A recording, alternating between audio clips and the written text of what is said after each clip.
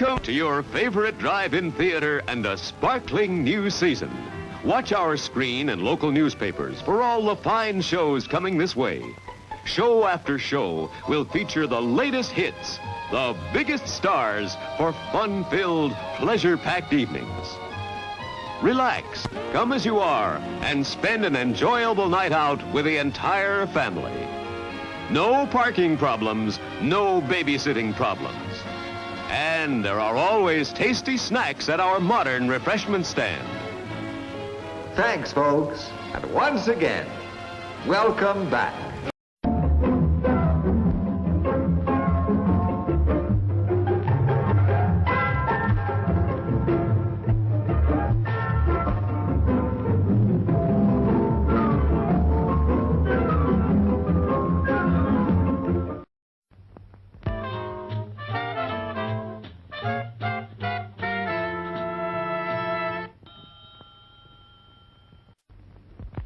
Look, ice cream still the top favorite. Try some and thrill to the ice cream taste. Yep, it's real good. We have just seen rushes direct from Hollywood of pictures being released in the coming weeks. And we are proud to announce that this theater will soon bring you the greatest array of pictures ever to reach our screen. You'll see the finest stars in exciting performances. You'll thrill to the suspense, comedy, romance, and drama of world-famous stories. Here's a glimpse of a few of them coming to this theater soon.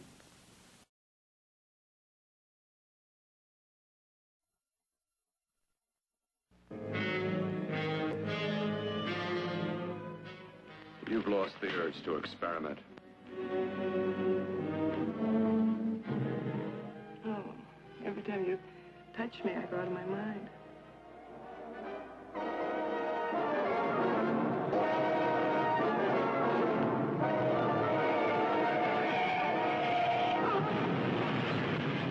Let me die. Let me die.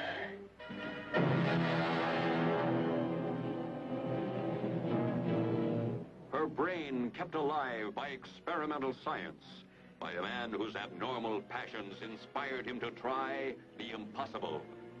I brought her back. She'll live and I'll get her another body. Yes, what of her soul? How can you make of her an experiment of horror? His mad ambitions and desires threaten every woman possessing an attractive body. Girls whose measurements make them beauty contest participants. Professional figure models such as this. All are prey to his distorted desires. What's locked behind that door? Horror. No normal mind can imagine. Something even more terrible than you. Horror has its ultimate, and I'm that. Behind that door is the sum total of Dr. Courtney's mistakes. He intends to kill somebody. To rob them of their body. We've got to stop him.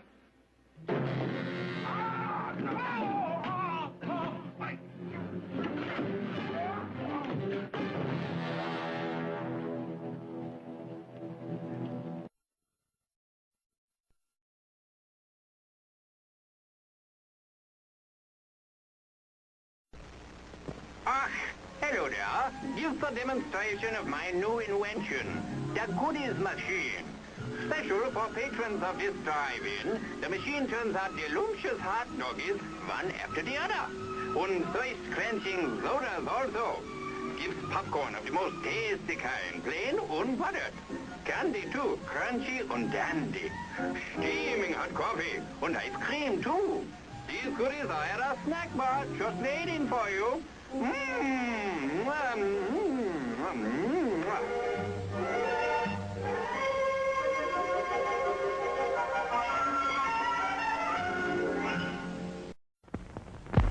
This is a dill pickle, a mighty pretty pickle, especially when he joins you at the show.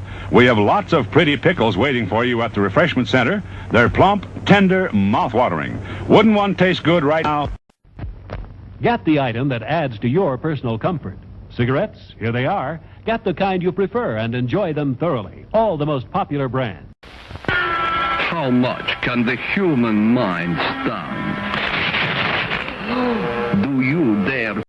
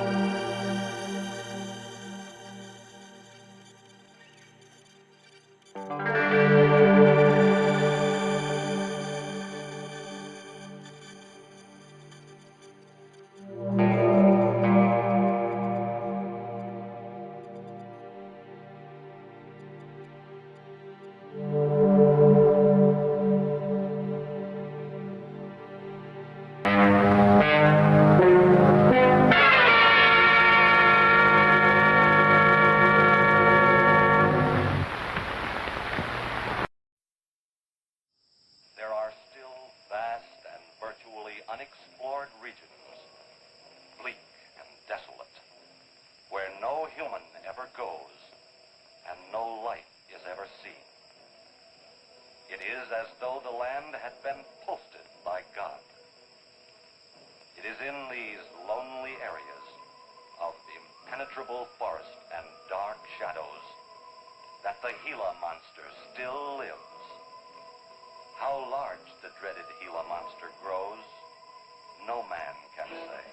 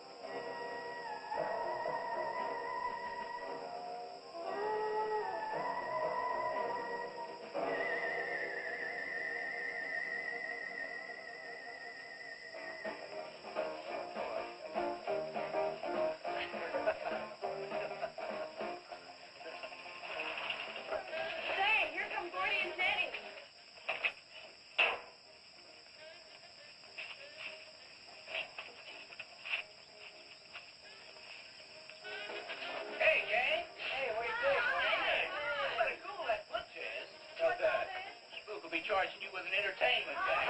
Charging for everything else. All right, Spoon. Okay. Hey, how are the new clocks on the bomb?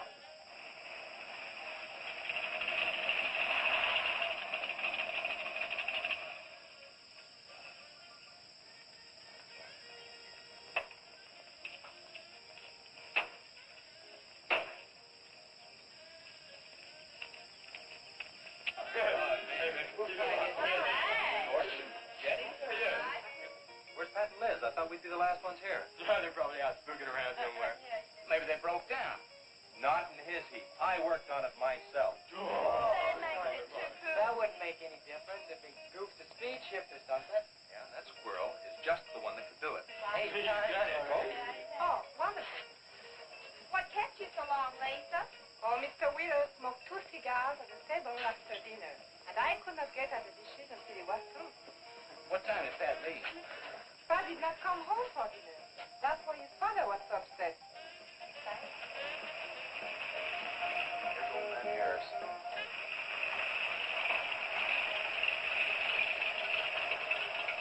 Man, that fella has a jewel of a car. Well, look, Yeah, well.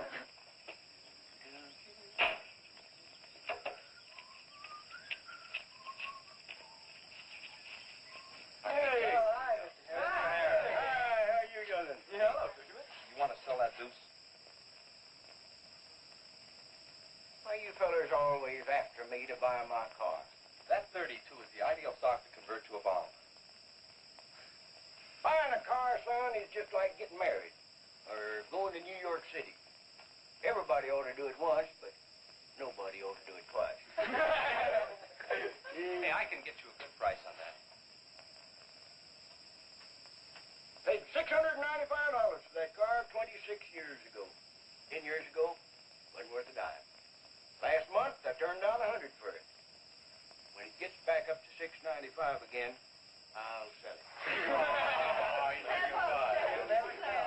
Hey, Spook, give me a snort of that there sody bar. Hey, gang, you know this will be Lisa's first trip to a drive-in? Oh, we have drive-ins in France, too. Yeah? Yes, I went twice with my brother on his motor scooter. On a motor scooter. Now that's my idea of absolutely nothing to do. Yeah. Okay. Don't be too late. We're gonna pull on out. Hey, Chase. If the road's clear, I'll drag you to Bartonell's corner. Oh, I can't. I'm driving barefoot. You still running on that old rubber? Yeah. Hey, Spook. When Pat and Liz get here, will you tell them that we went to the drive-in and for me catch up? Thank you. We sure will. And I'll give you $150. You're talking like my butcher slave. Who do you think he's playing with, kids?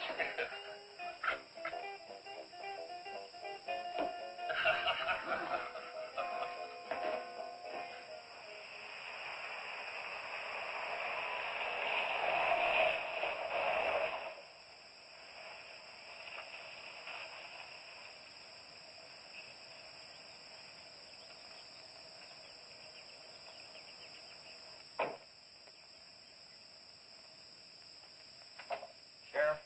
What's the trouble, Mr. Wheeler? Pat didn't come home last night. He didn't? No, evidently was out with Liz Humphreys. She didn't come home either. Oh? I want you to find out why. And don't leave a stone unturned in doing so. Do I make myself clear? I understand, Mr. Wheeler. There weren't any wrecks reported last night. Your son, Pat, he's about 19, isn't he? That's right. Just a year older than I was when I got married. You think they eloped? He wouldn't dare. I didn't say that. But if they were out together all night, you better hope they have. This is a missing persons report, and I want to know what you're going to do about it. Well, I'll send in an APB on both of them and the car. I don't think it'll do much good if they went out to get married. They'd already be across the state line. Why, if he got married, I'll wring his neck. If you ask me, it's that Chase Winston. He's older than the others. Sets them all wrong. Why, he's got more influence on Pat than I have. Chase Winstead does more about keeping them in line than getting them in trouble, and I know. He's supported his mother and sister ever since his dad died on one of your drill rigs. Your son could take a page out of his book, Mr. Wheeler. When I get through with my son, he won't have a book left. Now, you locate him or I'll have your job. If you want to be the only peace officer in 10,000 square miles and 1,000 miles of road, you're welcome to it. I'll do everything I can to locate both of them, Mr. Wheeler.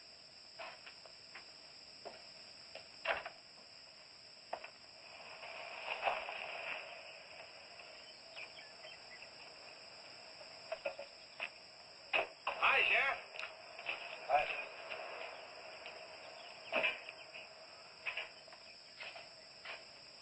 Got a new set of wheels. Yeah, new to me. That clunker I had, I'd be chasing you boys on a bicycle in a couple of days. Oh, come on, Sheriff. Outside of Pat Wheeler, we haven't had a ticket in our gang in 8 months. Oh, I was just kidding. What's the mileage on it? Oh, about 35,000. County bought it from the state. Those lucky stiffs on highway get a new car every year. Let me have it for a couple of days and I'll tune it up for you. Oh, you joke it off so I could never catch you. You couldn't catch that deuce of mine right now. Now, let me have that patrol car. I'll turn it into a slingshot that'll catch anybody. We'll make a deal.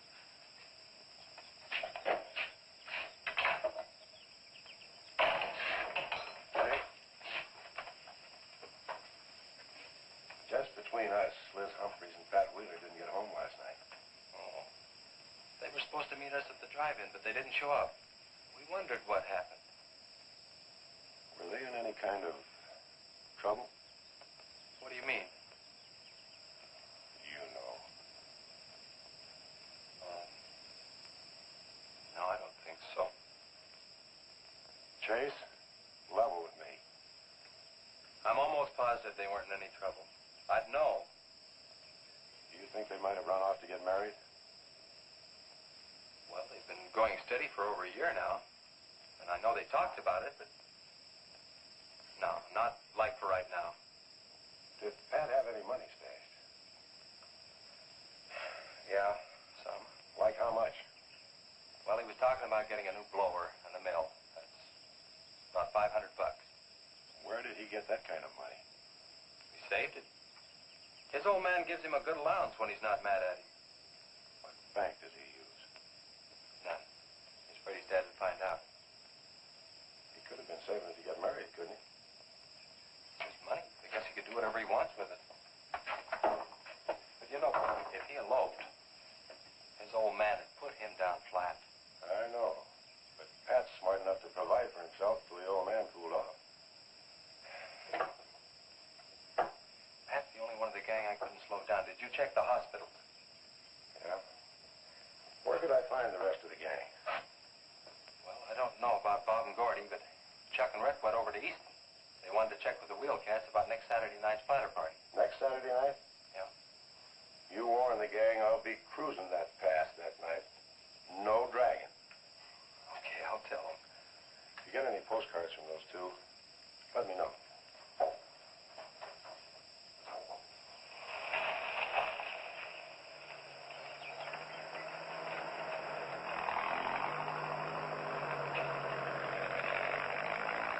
Hi, Sheriff. Hiya, Kelly.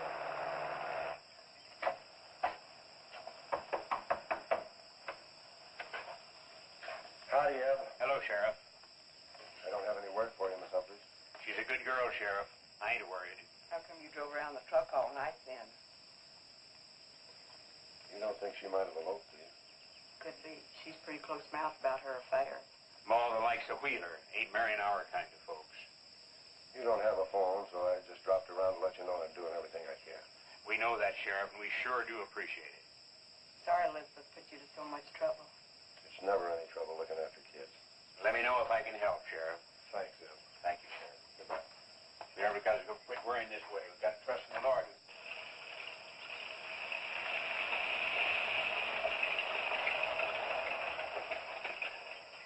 Horace, Morning, Sheriff. let me smell your breath. Okay, go ahead. Okay.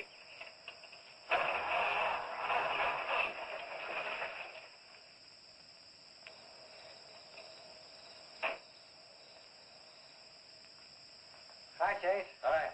Did you get that diesel tractor fixed? Yeah, she's all set. Good. My boy, that's one trip I'm glad I don't have to make very often. Stuff heavy, I'll help you unload. No, not heavy. It's hot. Wheeler's sinking another oil well and he's afraid of fire when it comes in. There's 4 quarts of nitroglycerin out there in that cap. He wants us to keep it out back in the storehouse. You know, last winter when number 21 came in, I made $100 with that stuff. Dad showed me how to use it. It's not so bad, as long as it doesn't get nervous. Well, I'm sorry I was so late getting back. But with that cargo, I was afraid to do over 5 miles an hour. It's not so dangerous as long as it's in a nitro case. But I took these out of the case. Holy smoke. You're lucky to be standing here talking about it. I'll put it in the shed.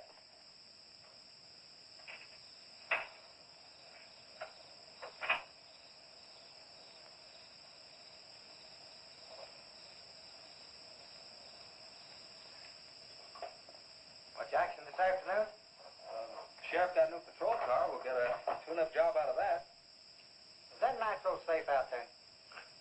Well, if it decides to blow, it's not safe anywhere.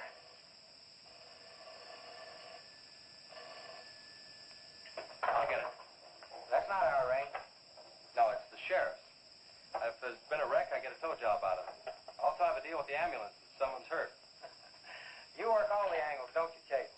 Mr. Compton, I have to. Hello, Sheriff. Yes. About 12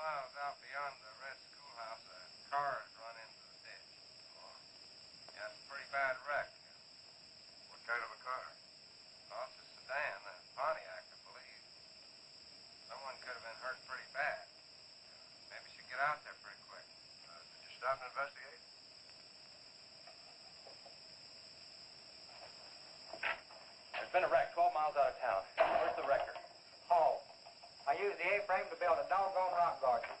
Look, you take your car and keep the city records off. I'll get our record and follow you.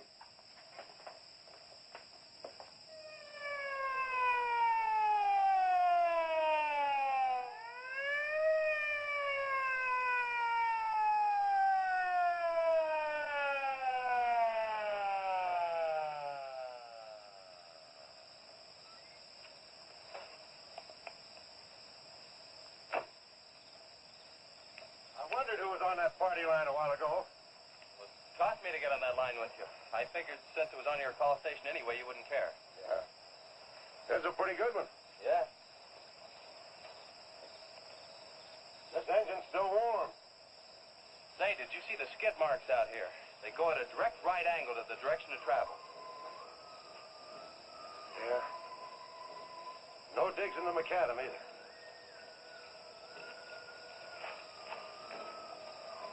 Somebody was hurt in here. There's blood all over the upholstery.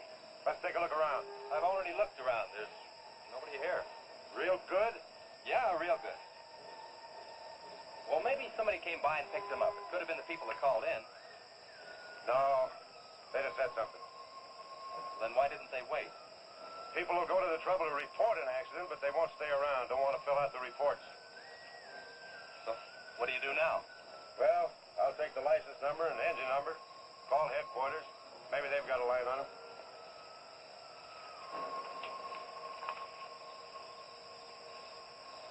Chase, how are your headlights? Fine. Just fine. Both of them burning?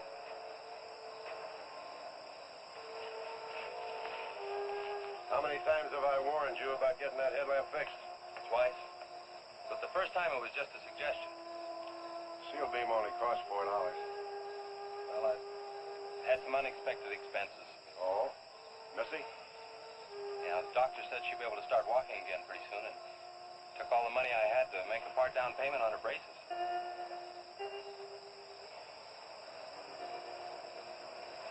You know, I think this is a complete washout.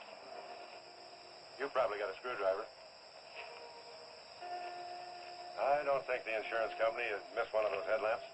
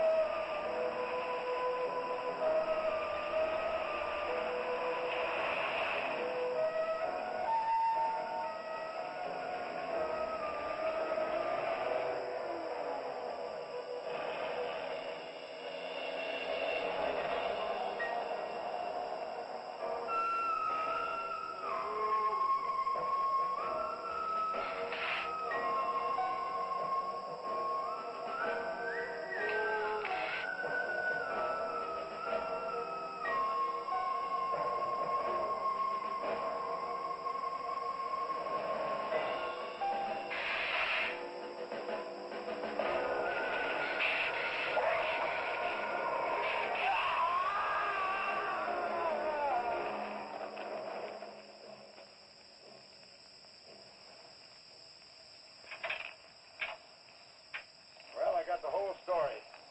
Car was stolen out of state and the plates were stolen in state. So whoever stole it had beat it, hurt or not, as long as they could navigate. Well, is there anything else I can do here, Sheriff? If not, I'll get this on back to the garage. No, go ahead. Chase, will you give me a hand? I want to take some pictures of those skid marks. You stand by them for a scale. Sure, glad to, Sheriff. Good.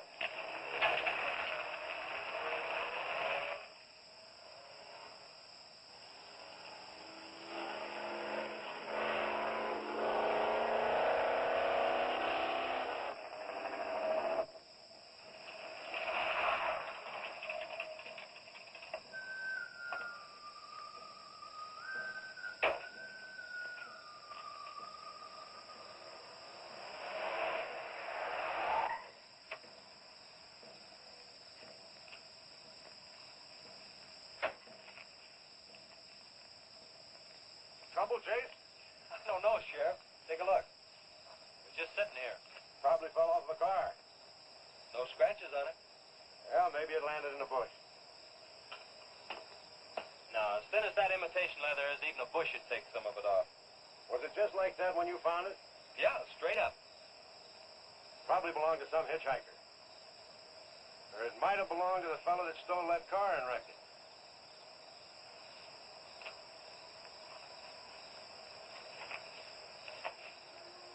Say, look at this.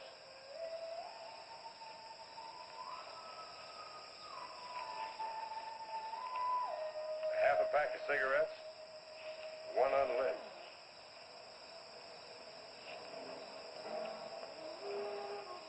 That suitcase don't belong to any car thief. He was around here too long. I'll take it in. I'll put it in the car for you. Somebody will be around to claim it. See you later, son. Right, Sheriff.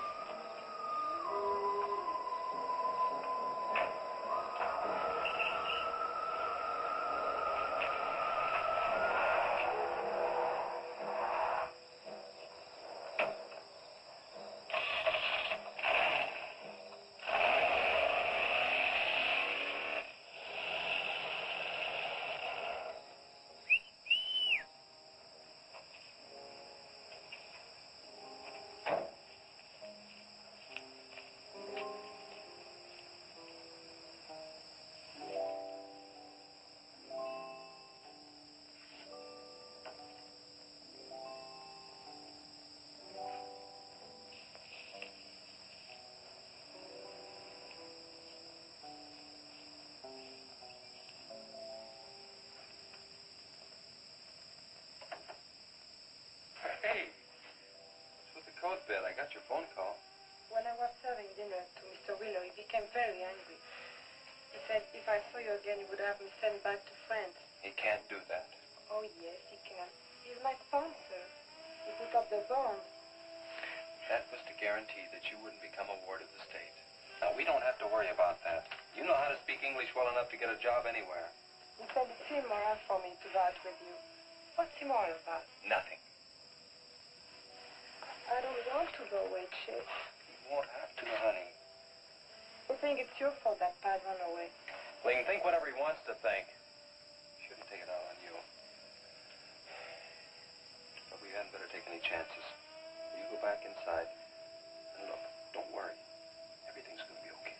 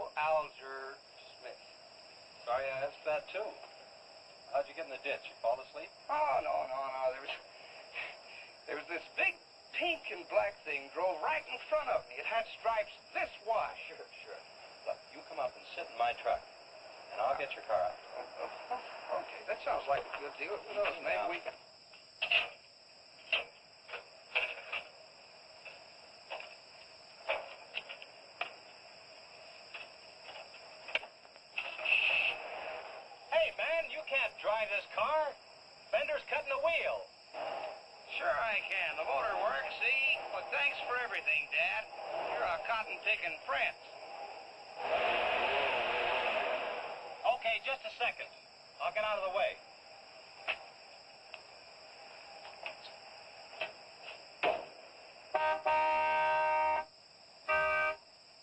What is it? Now move over, Dad. I want to pass.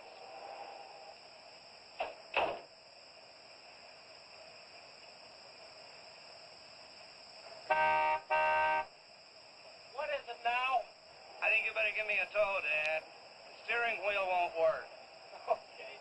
You take a nap.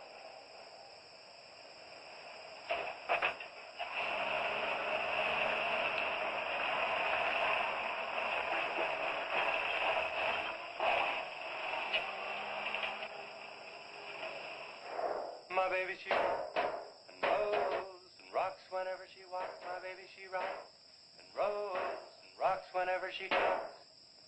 My baby's a rock and rollin' tippy-toe and never know and always glowin' baby. My baby, she swings and sings and swings whenever I bring her things. She swings and sings and swings for a little diamond ring. Swing and sing and bells are ring and happy fling and pleasure bringing baby. My baby, she rocks and rolls and rocks whenever she walks. My baby, she swings and sings and swings whenever I bring her things. A rock and roll and tippy-toe and never know and always glow and swing and sing and bells are ring and happy fling, pleasure ringing baby. Good afternoon, Mr. Smith. Like man, guys have had their heads chopped off for less than that. For what? For feeling so doggone good when I feel so bad. How'd I get here anyway? I told you in this morning, remember? As a matter of fact, I remember very, very little. You said somebody ran you into the ditch, but I didn't see any other cars. How'd you ever get me in that bed anyway? I carried you in there and I sat on you till you fell asleep. That must have been quite a chore.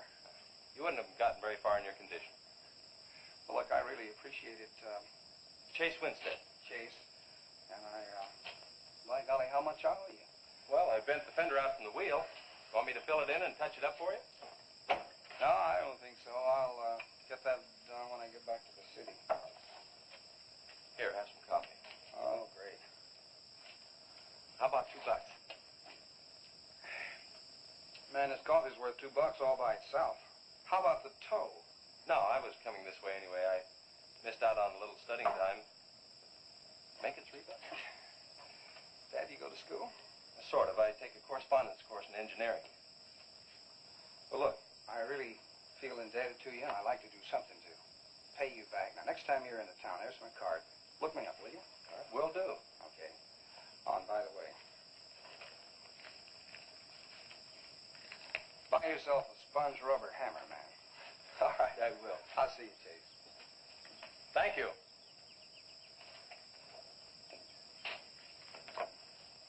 Steamroller Smith, the disc jockey. Mr. Smith!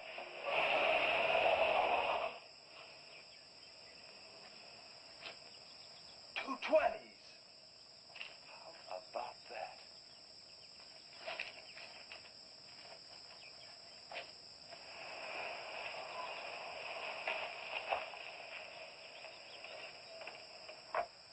Sheriff? Howdy, son. Have you heard anything from Pat and Liz? No, nothing. Chase, I'm in a jam, and I need your help. Wheeler swings a big enough stick in this country to make it rough, and he's doing it. Oh, I can understand his concern about Pat, but I just don't have a big enough force to comb this area inch by inch. Is he demanding that? There was a man killed in a wreck in a small canyon in a big city last year, and it took them 19 days to find him. I don't know what they expect of me. Yeah, I remember that. Well, look, Sheriff, maybe I can get tomorrow off and I'll get the gang and we can go out and search that pass. At least you can put that in your report. I was hoping you'd say that. I can start at the upper end and work towards you. Can I have your help in another matter? Sure, what? You remember how those skid marks just went at right angles to the direction the car was traveling? That's right, they did. Headquarters think I'm nuts. Well, then they're nuts. Didn't you send them that picture? Well, I'm not the world's greatest photographer. Pictures didn't come out. Can't see the skid marks on the blacktop. Well, that's what happened. I even wiped up the rubber dust with my fingers. You might have to sign a statement to that effect for me. You got it. Look, you can even see the bald spots on the tires where they went sideways. Yeah, that's the spot, all right. But there's another thing that puzzles me. Yeah, what? How those tires got off of that car and almost on yours. Well, look, on this wreck, they'd rot. And on my rod, they could prevent a blowout. Maybe even an accident. Well, take good care of them in case the owner shows up. Right. See you tomorrow. Right.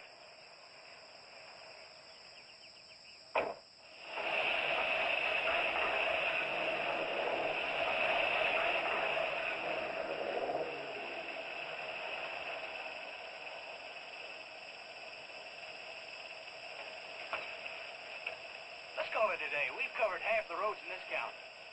Yeah. How about that ravine? That runs along here for about 8 miles. We'll start from here and you come from the other end. All right. Right.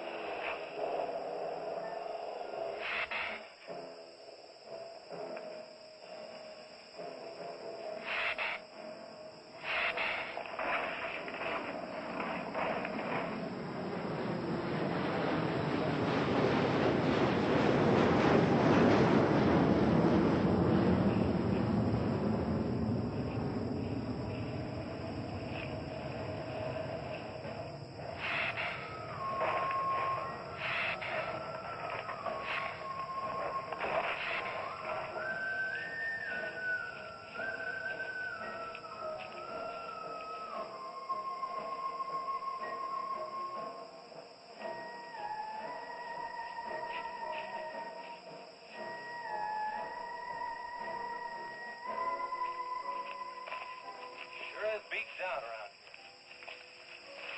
Look at that. What is it, Shay? Looks like an animal of some sort drug something along here. You mean a wild animal here?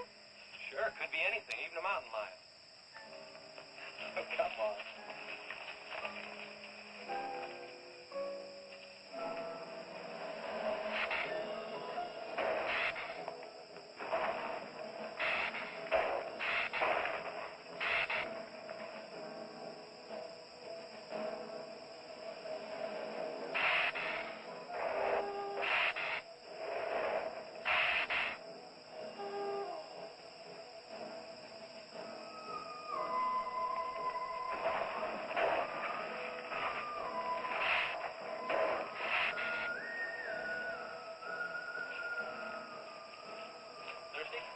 Yes, but haven't we gone far enough, Shay?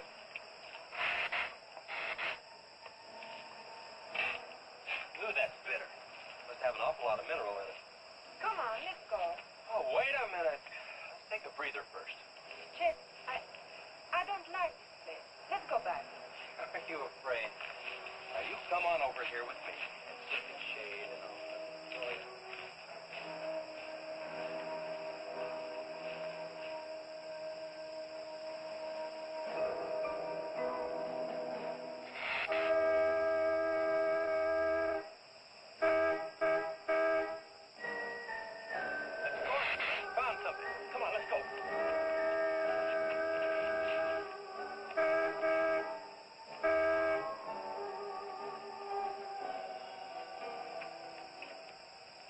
Car at the bottom of the wash. 2 or 3 miles back by the old reservoir. Were they in it? No, nothing. Drive me back to my car and I'll bring up the record.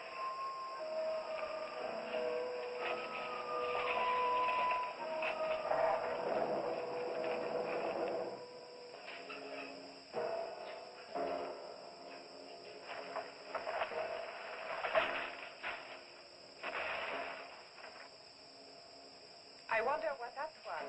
Oh, probably just a little rock slide. For some reason, this place gives me the creeps. It always has.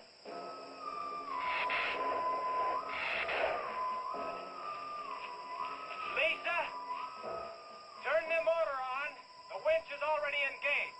Now, if I yell, turn the key off. Okay.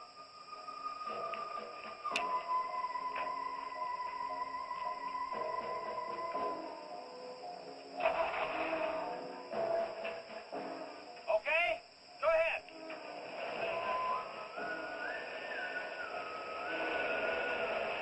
Go ahead. Give it some more. Okay, keep going. Keep going.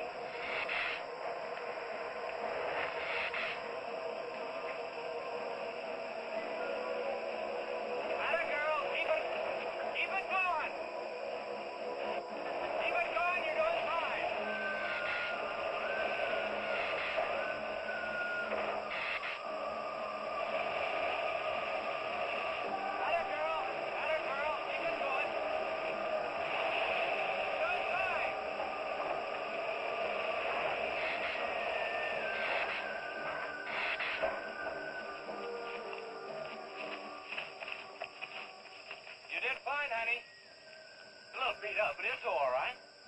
Yeah. We'll meet you back at the garage, okay? Okay, let's go, Jenny.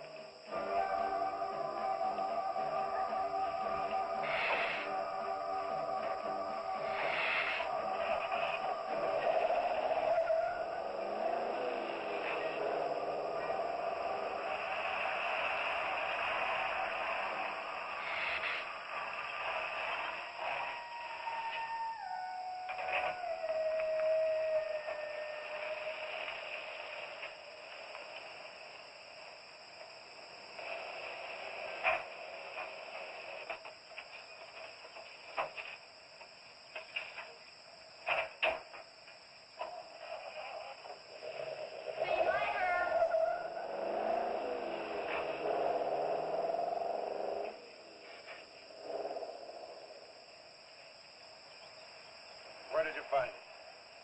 By the reservoir and Williams Wash. They weren't in it. No sign of blood or anything. You know, I think they were thrown clear. Did you search the area? Yeah, Gordy went down the ravine for about a mile and...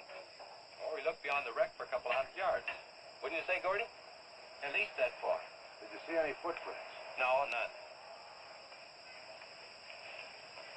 This thing's been around just about the same as that sedan. Like it had been hit with a 10-ton rubber mallet. It's a pretty rough trip down that cliff. That could have done it. Yeah. I'll have to go over that area with a rake. You know, I've been thinking, if Liz and Pat had have eloped, they wouldn't have taken his car, because old man Wheeler'd have it traced right off. Well, maybe he stole it, Chase, and then it was stolen. Yeah, if it was stolen, and somebody parked it there, well, the brakes could have faded and it rolled off the edge. It'd be a strange coincidence if they came back to this part of the county. Possibility makes some sense, though. I'll get my gear and dust for fingerprints. Gosh, I wish you boys would have called me before you drug it out. I might have found some clues to help us out. I'm sorry, Sheriff. The hard part's telling Mr. Wheeler. I sure dread that. It's not like we found them there. He's sure gonna raise Ned, because I didn't find this wreck sooner. Where's Mr. Conklin? Oh, he went down to the field with a load of fuel oil. Back in 2 or 3 hours. I'm gonna close up. I'll see you later.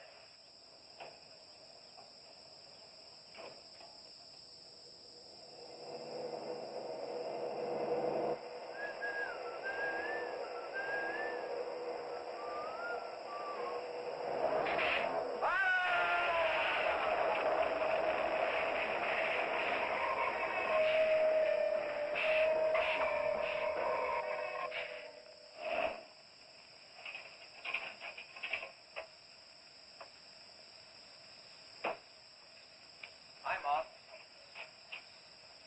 Sorry I'm late. Just a minute, not so fast there. What for? Did you ever play football? With the Green Bay Packers. Oh, please, put me down. No, not till you tell me what's going on. All right, if you close your eyes. I don't know what's happening, but they're closed.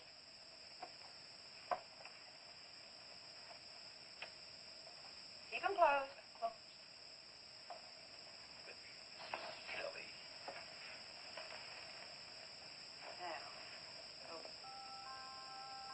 Look what Lisa got me. Stay there, Chase. Watch.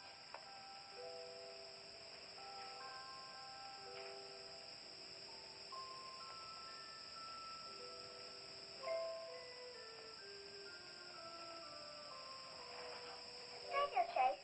I can get up. Stay there.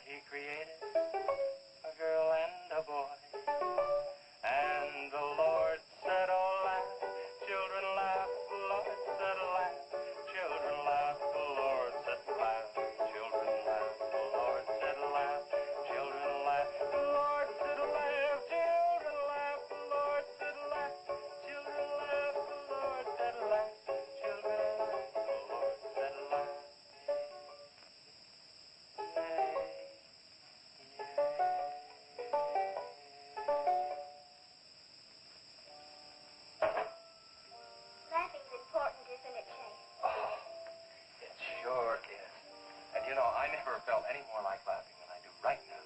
I didn't think you'd be able to do that good in a week. Didn't you really? Honest. But you know, you're going to have to work real hard. And you mustn't be disappointed. It takes a long time. Okay? That's enough for one day, Missy. It's your bedtime. Do I have to, Chase? You sure do.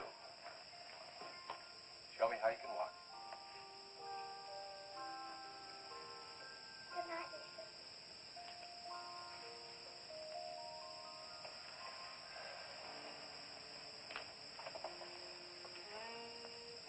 It was a wonderful thing for you to do, Lisa. I wanted to. Now you're broke, aren't you? I was going to pick him up in the morning. I know. When you showed me that money, I was afraid you'd get there first. Well, I'm still going to pay you for it. No. Yes. No. Yes. Hello. Yeah, Sheriff. Oh, you should have been back an hour ago. No. Where? That's awful. No, it couldn't be Mr. Compton. All right. At the garage? All right, I'm leaving now. What is it, Chase? It's a wreck, an oil truck. It could be Mr. Compton. Honey, I'm awfully sorry, but I've got to leave. Here he comes now, Sheriff.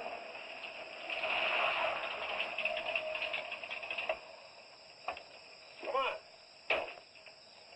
Wait a minute, Sheriff. You got a sore foot. Oh, no.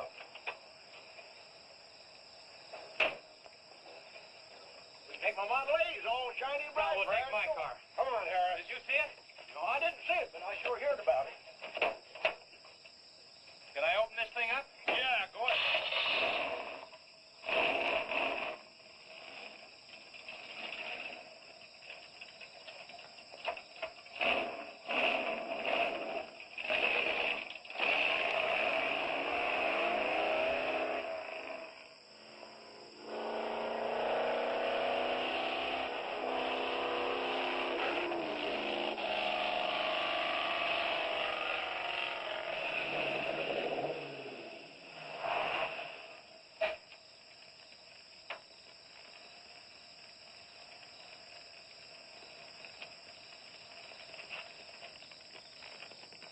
That's Compton's rig. Be careful, it's pretty hot. He's not in it. He may have been hurt and crawled away. Let's look around. Come on, Harris. Okay. Compton! Mr. Compton! Find anything, Sheriff? Let's go over this again. How did you get into the act? I told you once. Well, tell me again. Well, I was barreling along in my Model A. She don't look like much now, but she was a beauty when I first The started. accident. She'll go, though. Get up to 60. The accident. Just the accident. Well, I'll tell you. I wish you would. This feller seen the headlights coming up the grade towards him, and all of a sudden they come to going over and over, then blew him. Flash! She blew up. Well, he seen somebody was in a mite of trouble, so he come in the store talking about it. That's when I offered to call you. Did you get the name of the witness? No. Did he see anything else? No. Do you want to wait car for us? No. Well, you're going to anyway. Okay, Sheriff, okay. Like you say, always obey the law. Do this, do that. Somebody tells you no, somebody... Any luck, Chase? No, nothing. Pat and Liz might have eloped, but Compton ought to be around here. Maybe he's in the hospital. No. I checked there before I left my place. Would Compton have any reason to want to get lost? No, none that I can think of. You would have no reason to know about this, but there's been a lot of livestock missing lately. One here, one there. That doesn't make headlines, but now it's people. You think there's a tie-up? I don't know. What we need is a criminal investigator, and headquarters won't send one down here. Well, maybe they will now. Yeah, maybe. Did you notice those skid marks? Just like the others, straight across the road. If it'd been hit by another vehicle, the paint would be knocked off. What batters a car around like it was a toy? How's Bart coming along with the party? All right. Ought to be done in about an hour day sure got off light. You took off this morning. You've just been sitting around here on your can all day long. That barn was a place to clean. You get the hi-fi set up? Yeah. Well, you steamboats and greenboats, That's that puts Steamroller 30 Smith. on another session Keep of 'em the old both. steamroller here at KILT. If any of you round rocks get lonesome for my voice, I'll be emceeing a flatter party tonight out at Hargitay's barn on Route 43. Drop in. I'll flatten you. Hey, man, that's us. We got the steamroller coming out. That's where Chase has been all day, getting steamrolled. This will be a blast. How about that guy?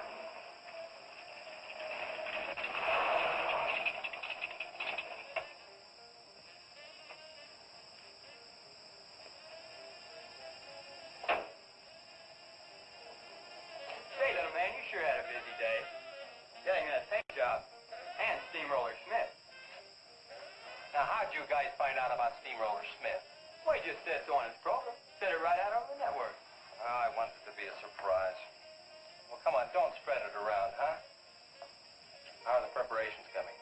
Oh, that'll be finished about 45 minutes. The gang won't start arriving from East until 9:30. We're under the wire with time to spare. No sweat.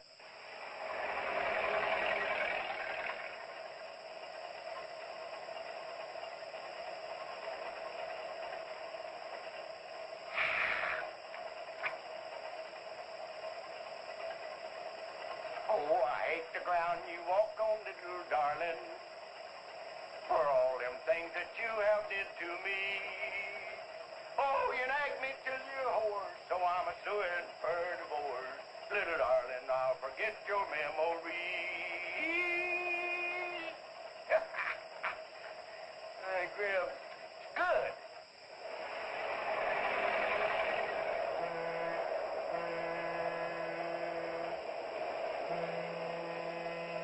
Come on, Cassie Bell. Let's go.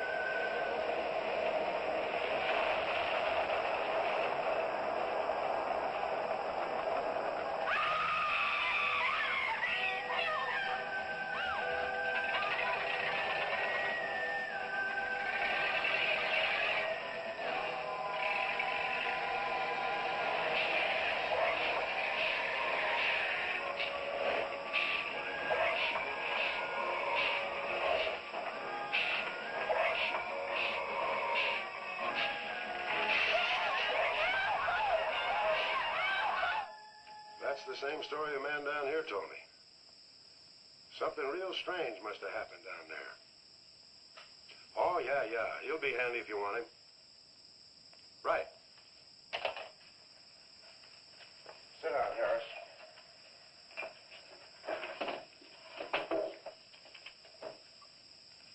You be going down to the wreck, Sheriff? No, that's not in my territory. Headquarters already have a report. The troopers will take care of that. Harris, tell me again about the train wreck. Well, I was driving along quite like in my Model A. Bought it at 32 for $6. Just a minute. I ask you what time it is, and you tell me how to build a clock.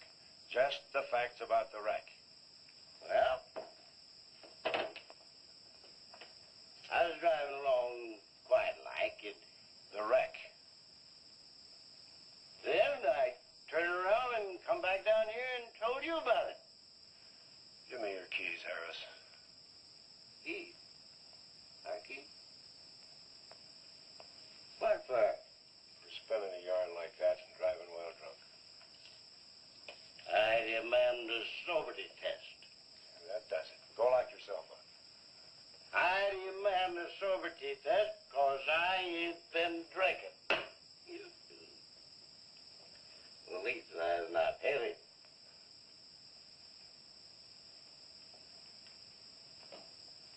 Whatever you think's right.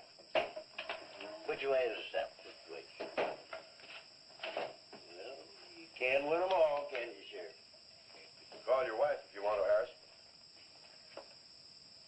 What? Are you crazy, Sheriff?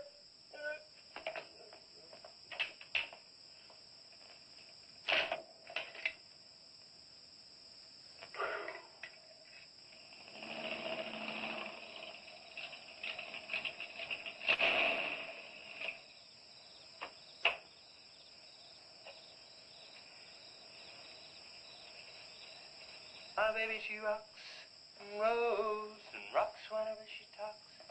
My baby's a rockin'. Hey, you gonna leave home? I'm going to spend the night with the Blackwells. Mommy said it was all right. Will you take me over? Well, I don't know, Missy. Gosh, that's 2 or 3 miles out of my way. Oh, sure we will. Chase, what in the world have you done to that car of yours? It's a new fuel mixture. You like it? I just barely touched the gas pedal and back wheel started to stand. Why, I was 2 blocks down the road before I even knew I'd left home. Come on, Mom. I'm just trying to make a hot rodder out of you. Look it. Hello. Yeah, hello, Sheriff. The what? Book on reptiles. Yeah, I guess I still have it around here somewhere. Yeah, sure. I have to take Missy over by the Blackwells. I'll stop by on my way to pick up Lisa. Okay? Well, now I'm going to tell you something you don't know. I've been talking to a zoologist. And the Gila monster size is controlled, like everything else, by a sort of a thyroid or pituitary gland. Sometimes a change in diet can throw the balance all out of whack. Either the cells break down too fast or build up too slow. And this upset makes either runts or giants out of them. Good, but what's that mean to me? I'm coming to that. The zoologist also told me about a doctor who just found the bones of some huge animals down in Tanganyika. And the theory was that they lived in kind of river delta country, and certain salts had washed into the valley, been absorbed by the plants, and then transferred to the animals, causing them to be giants. Yeah, I know. I probably sound a little bit like Harris, but let me tell the whole thing in my own words. There was another report out of Russia or the Ukraine. It was in the paper a couple of months ago. Maybe you saw it. About a baby that weighed 130 pounds when it was 10 months old and was taller than its mother. Grew up to be a giant. Yeah, and that same thing could happen right here. Did you see any footprints around any of those wrecks? No. Gila monster footprints? Yeah, a big one, about the size of a bus. Oh, come on. Are you serious?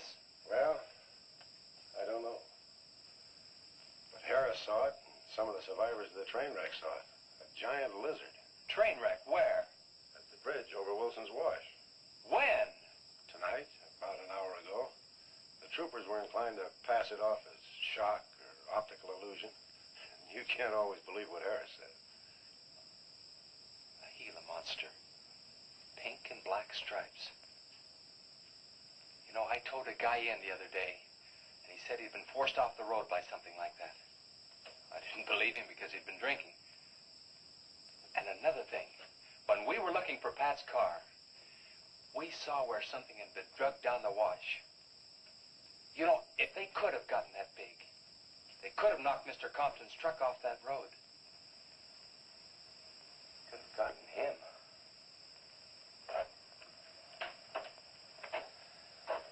I shouldn't have told you about this until after the party, but I just thought you'd want to know.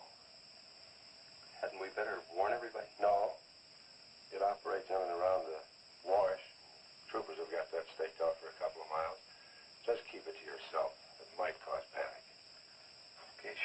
you say? Try and forget it for now and have some fun, will you, boy?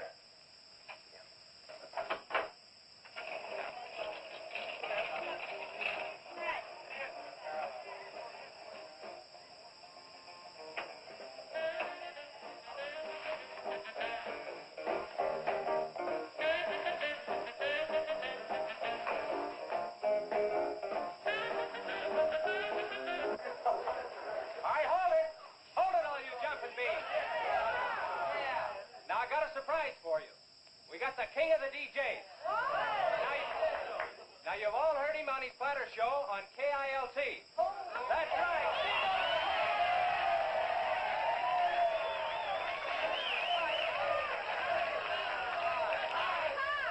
Okay, your old dad here has some small words and some great records. I want you to have a ball tonight. Let's begin with one of the top kilt survey songs. What do you say now? Let's everybody dance. Here we go. Let's go, everybody.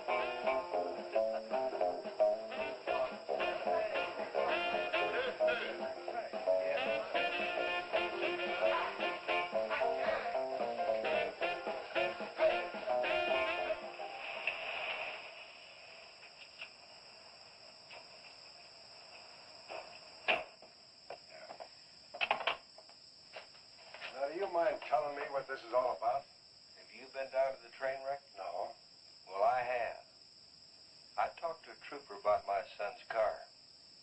He said it shouldn't have been moved until a thorough investigation had been made and it had been photographed. This wasn't done, was it, Sheriff? I thought not. It was removed and clues lost without authority. You didn't put that in your report, did you, Sheriff? Of course you did. And I'll tell you why. You were protecting that Chase Winston. Covering him regardless of the effect it might have on others. Chase was only trying to help. He's your son's friend. Probably the best one he ever had. Of course it wasn't in the report. What good would it do? Any kid can make a mistake, Mr. Wheeler, even yours. But, Sheriff, it's my son that's missing. Let me ask you something else. Have you heard the reports about a giant lizard? Do you believe them?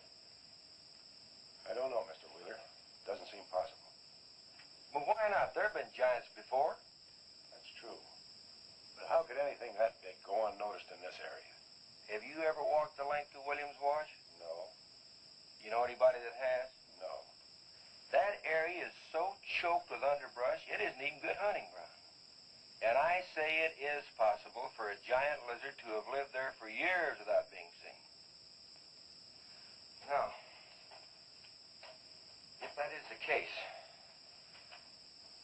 my son's dead. So's Compton. I can't blame you for what's happened to Pat, but Compton's death is on your hands. How did you come to that conclusion? I'll tell you how. His truck was found only 2 miles beyond Pat's car. And if you'd investigated that area thoroughly, as you're paid to do, Compton might not have died. Well, now come out here. I want to show you something else.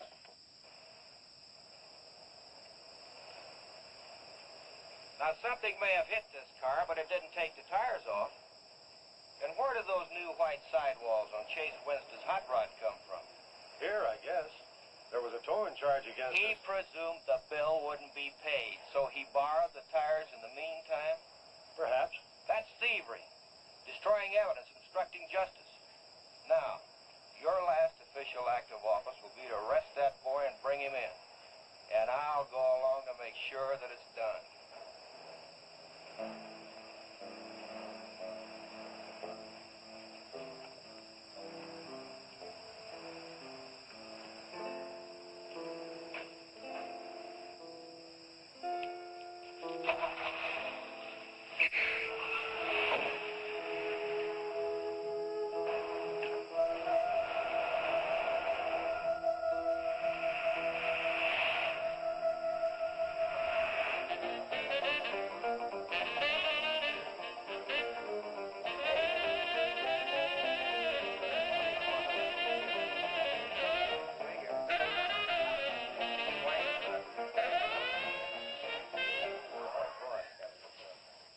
a fellow dropped in over KILT the other day and played me a great new song. I thought it was just fine. I want to play it for you. We got a little pickup group together and cut a demo disc on it. I want to play it for you now and see what you think about it. By the way, the first person who identifies the singer on the record gets 2 free rides on my elephant in Bangkok, Siam. But you got to pay your own way over there and back. Okay, here it is now. See what you think of it. Never promise not to stray, 'cause babe, I'm made of that way. Hey, great. No, babe, I'm made of that way. But if you made an heart desire, well, I can give you golden fire. Yes, I can give you golden fire.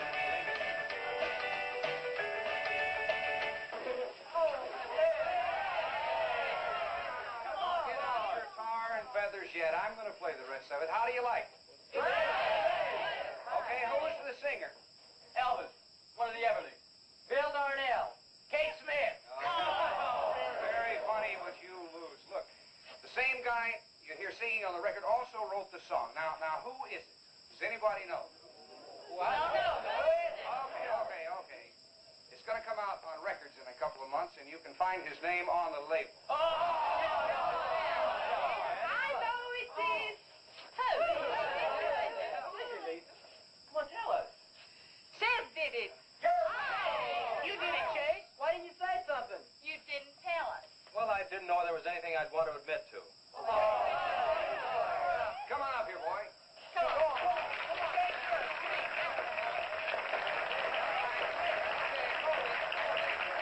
Right, everybody.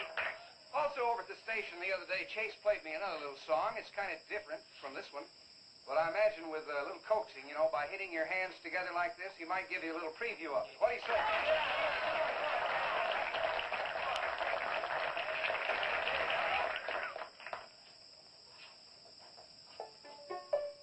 And the Lord said, laugh, children, laugh. The Lord said, laugh. Children laugh. The Lord said, laugh. Children laugh. The Lord said, laugh. Children laugh.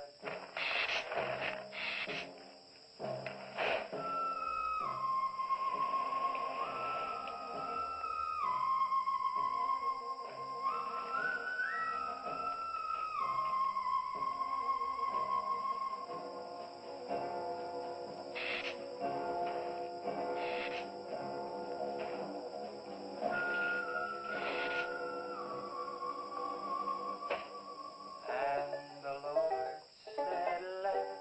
Children laugh. The Lord said, laugh. Children laugh. The Lord said, laugh. Children laugh. The Lord said, laugh. Laugh. I think the Lord said you should buy me a book. Children laugh. The Lord said, Just a minute. children laugh. The Lord said, laugh. Children laugh. The Lord said, laugh. Laugh. And then the Lord, he said, I created for you a world of joy from out of the blue.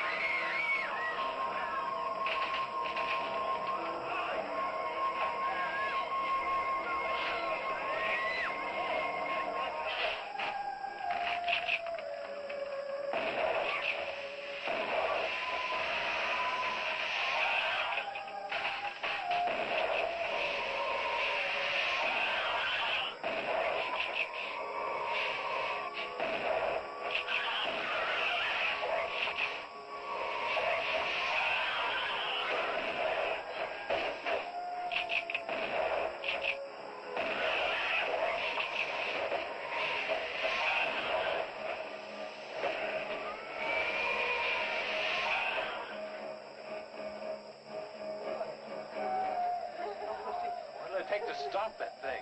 I don't know, but I'm going down to the train wreck and get some troopers.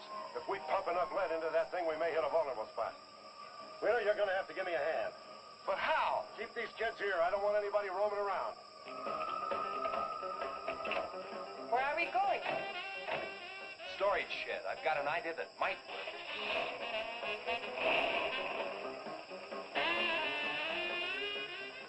You've been after this, now you've got it. You're deputized. Listen, kids, Wheeler's my deputy. You'll take your orders from him. Arrest anybody that tries to get away. The sheriff says this is the place to stay. Well, we're not staying here. That's right. I'll have to arrest anyone that leaves. No,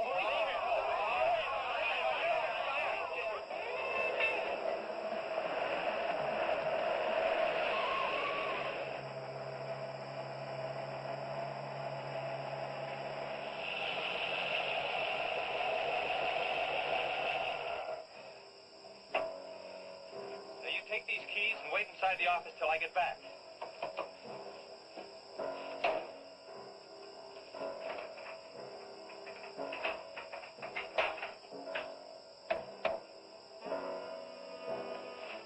I told you to wait inside. Why don't you do what I tell you? I haven't got much time. You're not going to leave me, Chet. I'm going to help. Do you know what's in here? Nitroglycerin, enough to blow up half this town. It doesn't matter. I'm still going to help. All right. Now take these, hold them, and don't let them bump.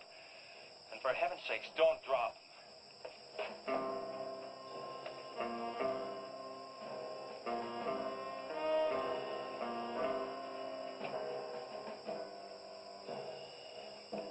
Now hold those.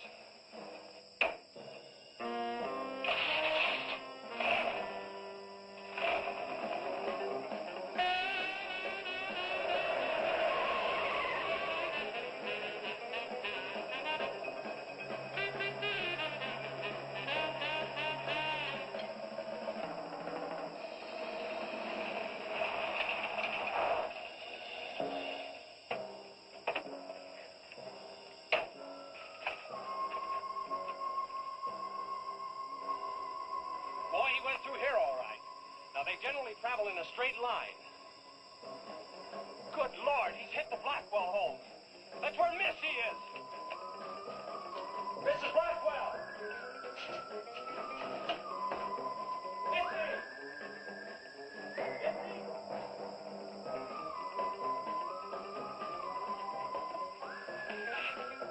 Mrs. Blackwell! Missy! Hang on to that nitro. We're cutting across.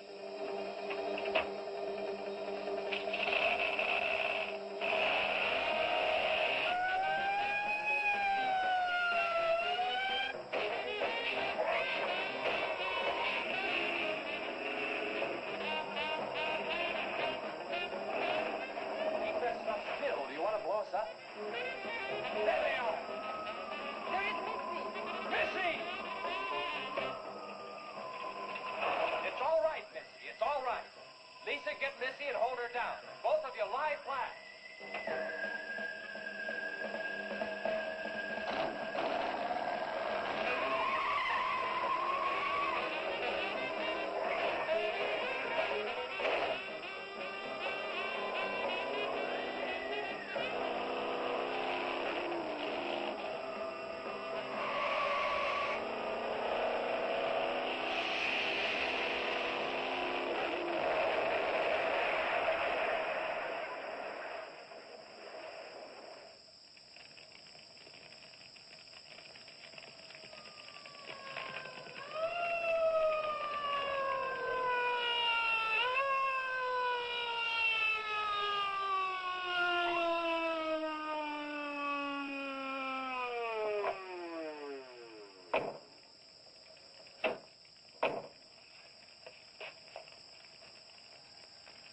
Are you all right?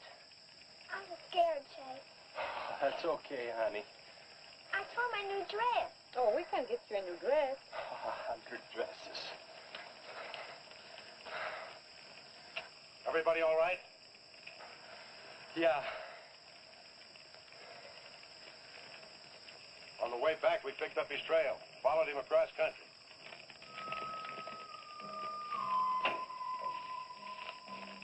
What did you hit him with? My brand new 100% completed hot rod. You'd have had to start in the next county to get up enough momentum to do that to him. Not with 4 quarts of nitroglycerin riding with you. You rode across that rough field carrying nitro? Yes, sir. Do you know what could have happened to you? It did. I lost my car. Oh, don't worry about that. Railroad will be glad to buy you a new one.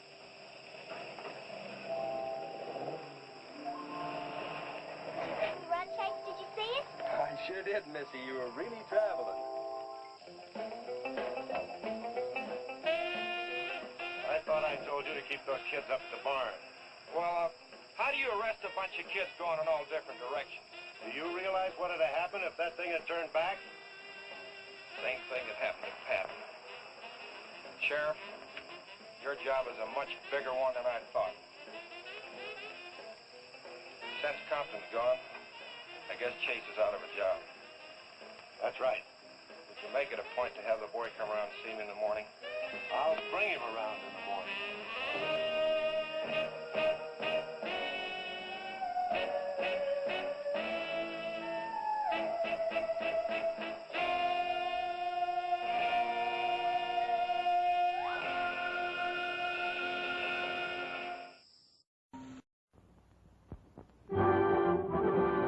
It's intermission.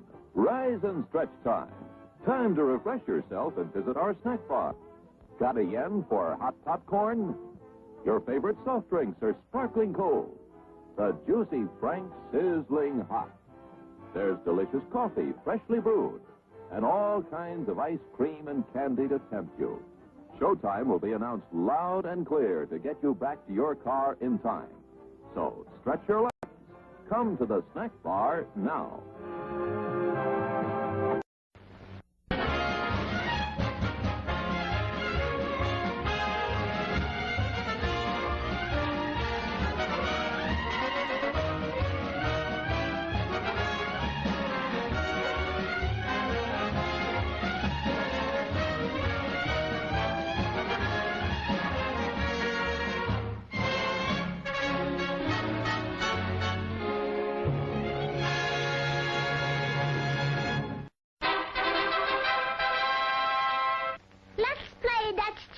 Da da da da da da.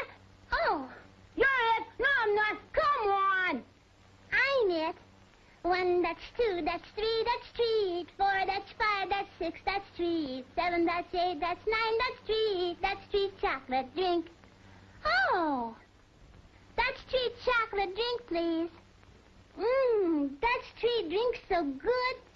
I want some. Me too. Everybody loves it. So good. It's good hot. Or cold. Mom and Dad love it. So, get that treat chocolate drink at the snack bar now.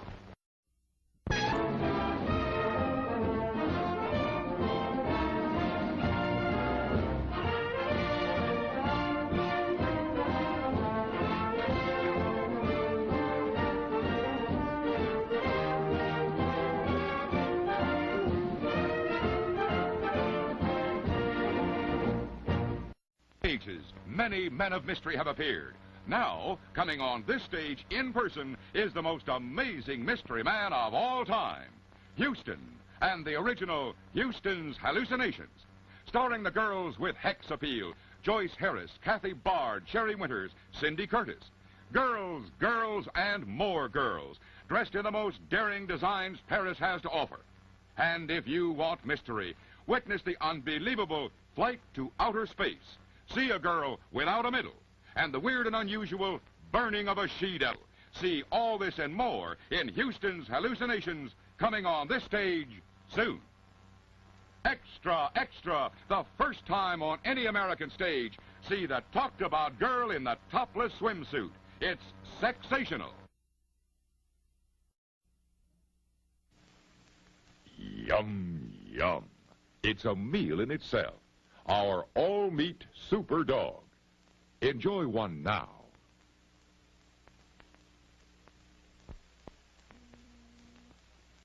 As soon as we can, let's flick our Bix. I don't know about you, but I'm hungry.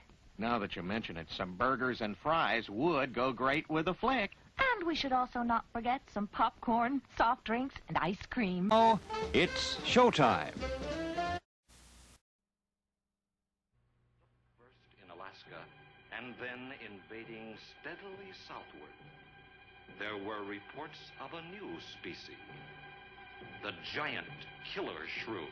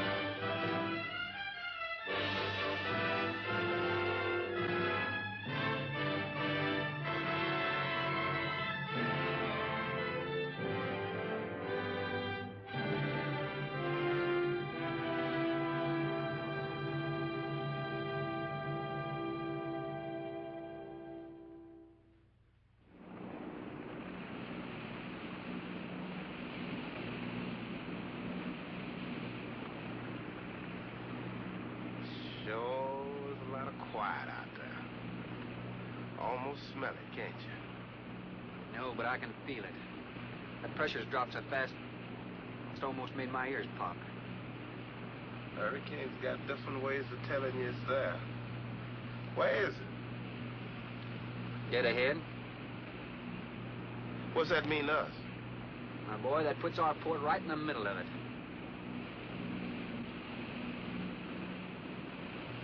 There's a cove on the lee side, though. We'll snuggle up close to the bluff and ride it out. What about the bottom? Well, the chart shows it's good holding ground. It's clay.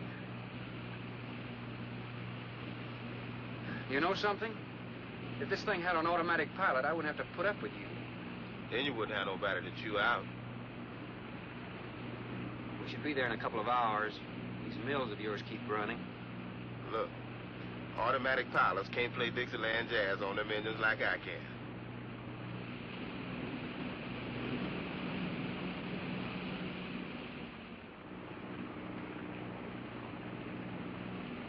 Hey, Rook. Rook, come here. Take a look. There she is, dead ahead.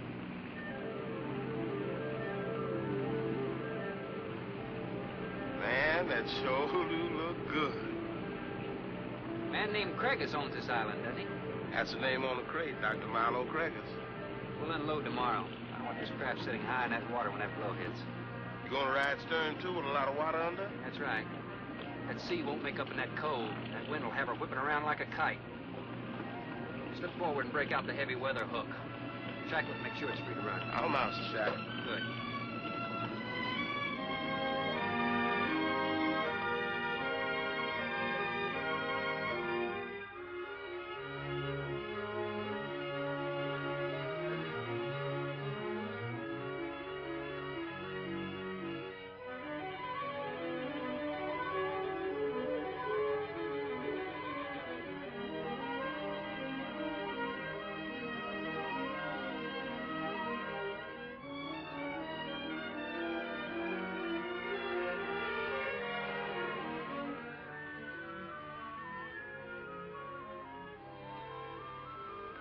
Oh, she'll ride like a duck. If she swings too far to starboard, we might have to take a check line to shore. Hey, Rook, take a slant up that trail. Now, that's a rather strange setup, wouldn't you say? Look like somebody's getting rid of somebody, huh, Captain? Maybe. Hard to tell.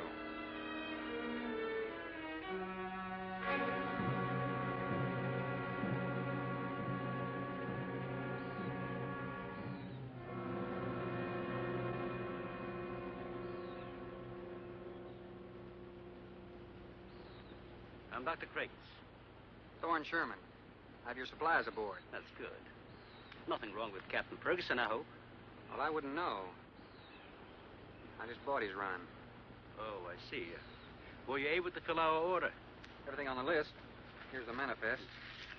Missing last week's supply has run us a little short, you know. Captain, after you have unloaded, I have a passenger for you. Anne. Captain Sherman, this is my daughter, Anne Craigs. Hello.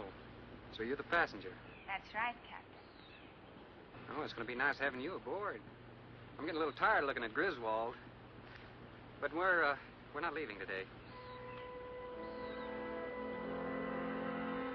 In fact, we're not even unloading.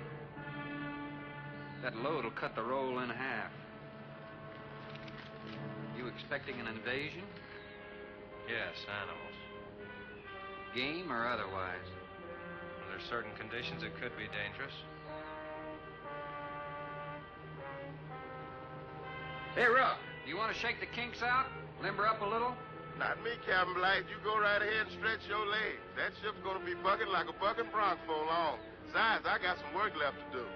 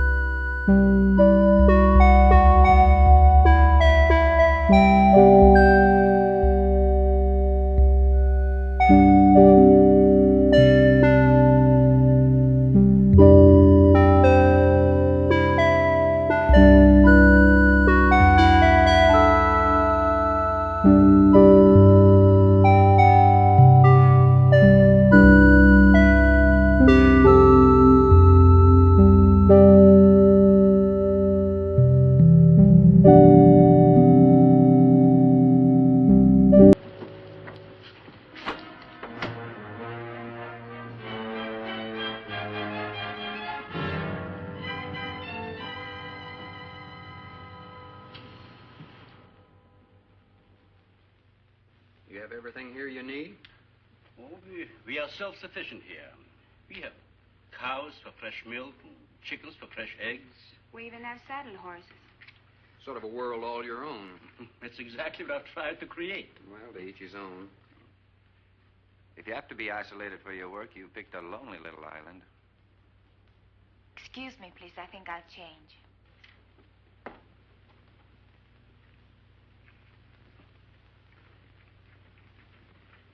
Well, she's a little worried because you aren't leaving until tomorrow.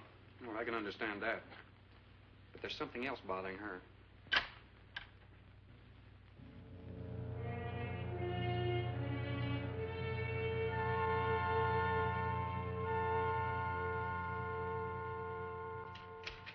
Radford? Radford? Radford, would you please step over here? I'd like you to meet someone. Just a second, Doc. That could go on for hours. Dr. Bain. There's no need to shout, Doctor. I'm right here. I'd like you to meet Captain Thorne Sherman. This is my other assistant, Radford Bain. How do you do? 2 new litters since lunch, Doctor. Both support GT116. That's good, but... We can breed them to the 205 group in about 3 weeks. But I'd prefer to wait and expose about half of them to the Hoskins factor first. If you agree. Good idea. Do you know there's a hurricane coming? Hurricane? Well, I don't suppose there's much we can do about that. Glad to meet you. Sherman, wasn't it?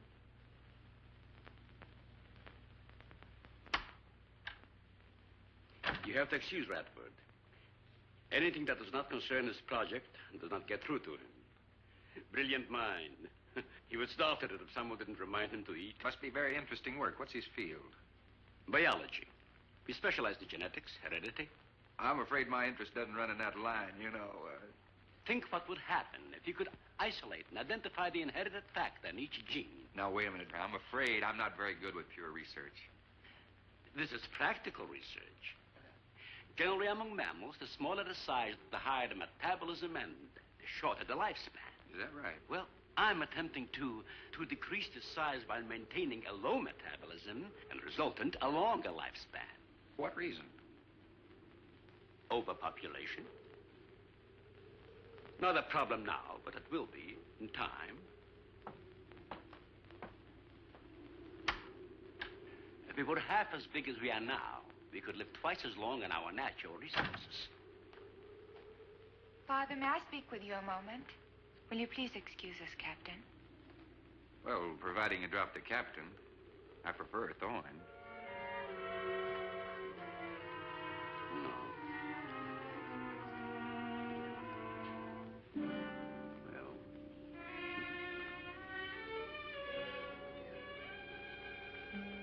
Tell me something, Doctor. Has a hurricane ever hit this island before that you know of? I wouldn't know. You've only been here 9 months, and this place has been unoccupied for years. Well, have you ever been through one? Only the fringes. Well, this one's building up very fast. Pressure drops very quickly in the center. I'd advise you to get some doors and windows open in this place. Ventilators on the roof. And if you'll freshen Anne's drink, I'll go and check them. I'd be happy to. Thank heavens you're right today. Why, are rations getting short? No, it's more than that. Much more. We'll surely be able to sail tomorrow, won't we? Possibly. But not probable. Not delayed, anyway. It takes a long time for a sea like that to quiet down. Well, if you're worrying about me, you needn't. I'm a good sailor. Oh, I'm not worried about you. We'll sail when the time's right. Got them opened, all right. Well, Captain, let me freshen you a drink. One for the road. Not trying to rush you, but it will be dark soon. I've invited Thorne for dinner, Father. Oh, I see. If you're not worried about your ship, you're welcome. I'll take a rain check on that dinner. If you wish. Father, I've asked Thorne to stay. Progress, Doctor. This is the sole survivor of Group 30. 28 months old today. Well, that's equivalent to 140 years to us. That's right, yet it still maintains low metabolism without any sluggishness. It's not the breakthrough, but it certainly sets our course. Radford, suspend series 52 through 96, and we'll concentrate on the rest. What is that? It's a Sorex cericidae. Looks like a small rat. Smells like a skunk. They have musk glands in their knees. These little fellows are our subjects. They have a birth cycle of 10 to 14 days. And using them, we can establish traits. We can trace the progressions through a number of generations over a short period of time. Well, how big do they get? That's an adult. See, their muzzle is longer and thicker than a rat's. It extends over the lower mandible, see? Does he bite? Only when he's hungry. Well, maybe you better take him. He doesn't know me. All he knows is his next meal. He's just been fed. He'll be all right for another 8 hours. The shutter blew open. Radford? I got it, senor. Don't let that scare you. It's going to get worse. Storms always frighten her, ever since she was a child.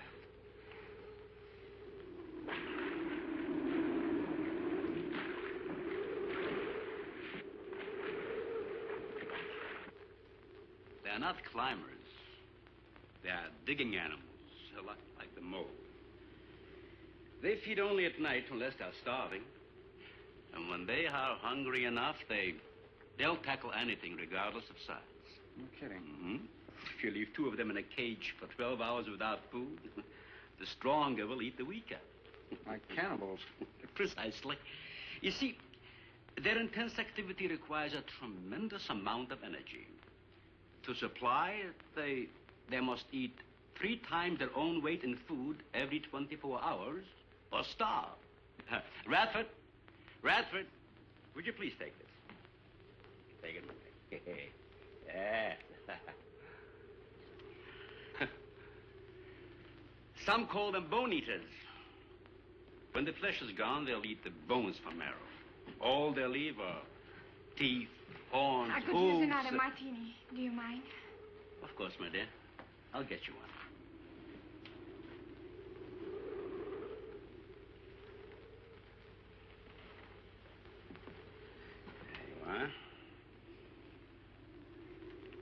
There you are. Mario! Aquí, por favor. Mario will show you to the bath and you'll freshen up a bit. Lleve el señor al baño. Sí, señor. Sígame, por favor. Excuse me. You got a problem, too? ¿Qué pasó? Nada. Nothing, señor. But you will leave on the ship tomorrow. Well, I think that all depends on the wind and the sea, don't you? Sí. Sí, señor. No. Ah, you're joking. I feel the point. I seen. Well, I'm glad to hear that. Now, if anybody else is concerned about my sailing tomorrow, why, you see, they feel the point, too, huh? I don't like to repeat myself. Okay, senor.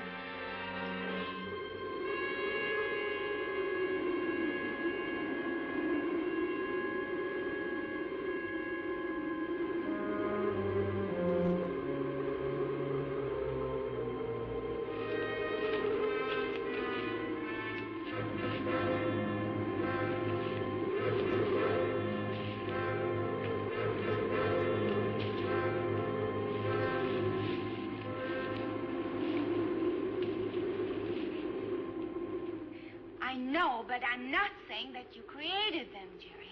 I am saying that because of your drunken stupidity in leaving the cage door open, you created the horrible situation that now exists. Look, Ann, this is a mistake any one of us might have made. And I'm getting a little sick of being called an irresponsible drunk. Now, believe me, I am. Excuse me.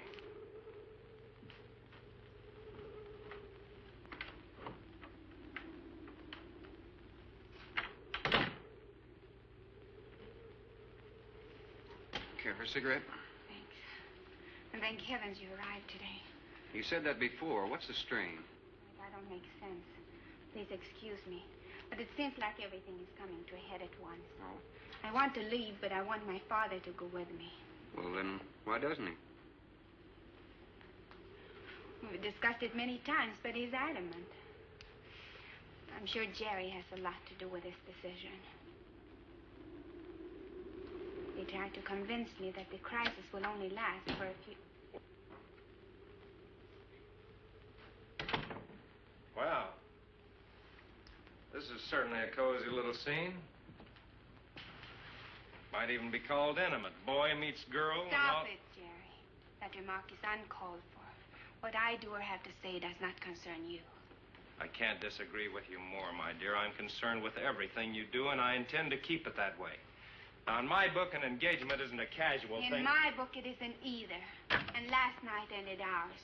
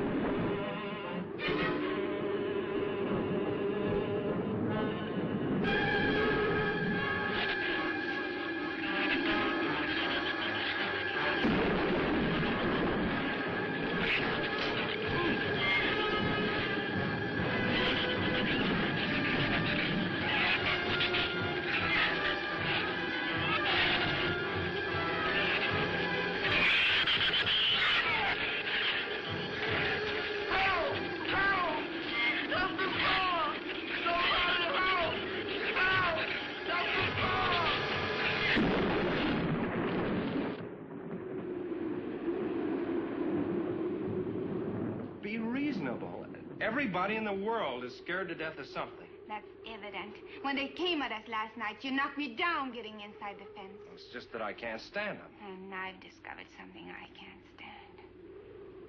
All right. But I advise you not to mention it to anyone. I'm going to complete these experiments with your father regardless of anything. Do you understand that? Nobody is going to take this chance away from me. Where's Captain Sherman? Checking the weather. I'll get him. Captain, time for dinner.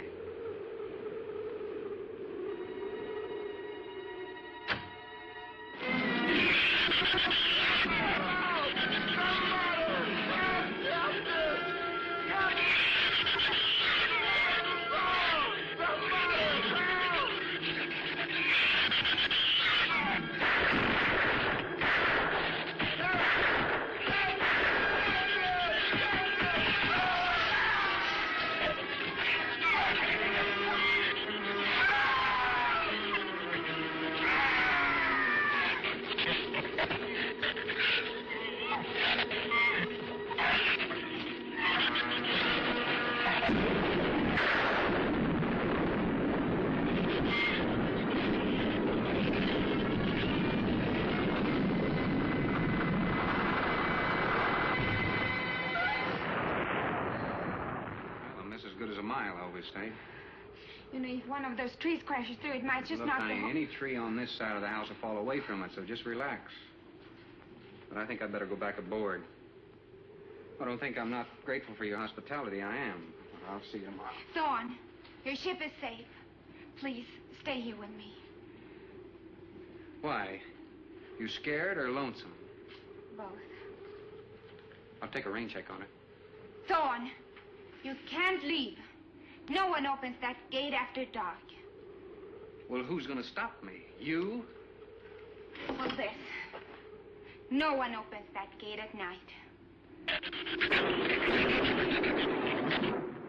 Now, look, I don't ask questions because it's against my principles. But wouldn't you like to explain that? All right. Sit down and I will. Give me the gun.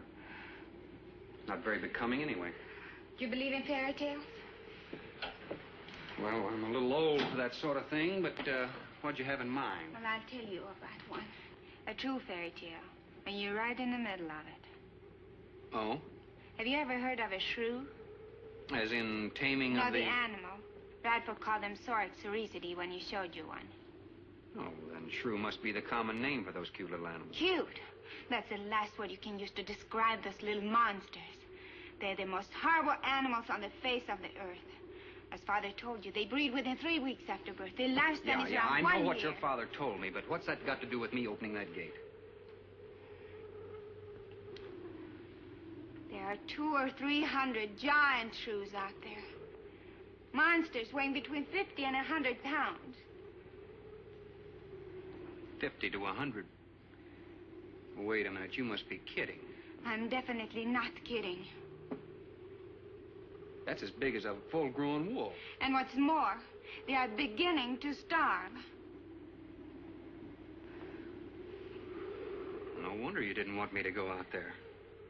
Thanks for saving my skin. Well, I'm sorry I had to threaten you with a gun. But I didn't know how else to stop you. No, it was very effective. But all you had to do was tell me about them. Well, I hoped I wouldn't have to. But you changed everything when you started to leave. And I had to stop you some way. You say there's 200 or 300 out there? Anne.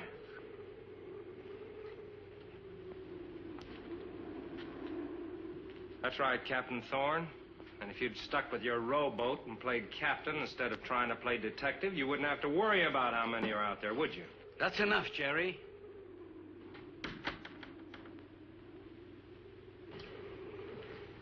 What's wrong, Anne? Well, Thorne decided to leave. To dissuade him, I started to tell him about the shoes. You might as well know the whole story as half of it.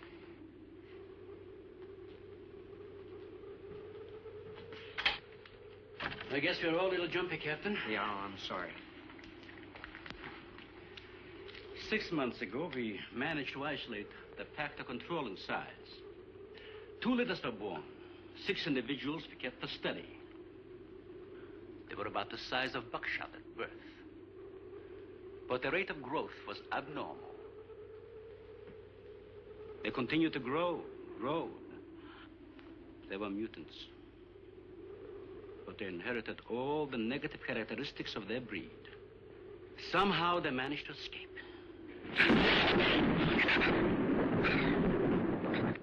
But a month later, we saw one of their offspring. They were multiplying. We did everything in the world to exterminate them, but no apparent luck. Then we haven't seen any. Since daylight neither blinds them and they forage only at night, unless starving. But the fact that 2 of them charged Anne and Jerry at the gate last evening indicates that the available food on the island is nearing depletion. Then what, Doctor? They will exterminate each other. It'll take a couple days. What do we do during that time? Stay indoors and wait until it's over. I'll get some wires glued down on the transformer. I'm sorry. I'll get some lamps. Mario! Mario! Si, senor. There's a lantern in the pantry. Light it and bring it in here. Bradford, light all the candles you can find. All right, I will. Where's the generator? Outside. Can't get at it at night. Here, let me help you. The lantern will give you all the light you need. I will join you shortly, Jerry.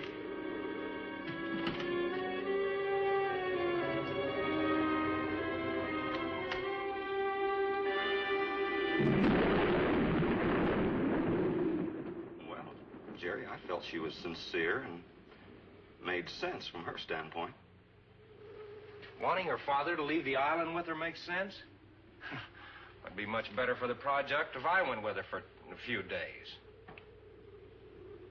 As a matter of fact, I think I'll talk to the doctor about that. That might be the answer. And another thing, I don't take much to this Thorne Sherman. He looks to me like the type that'd try anything. That left-handed dinner invitation. That was just to keep me here till after dark, wasn't it?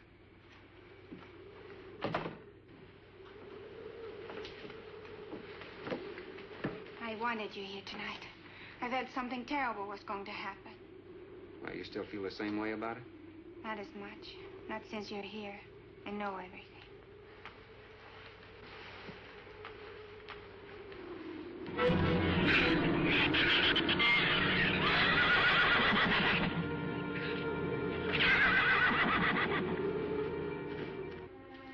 I love an open fire, don't you?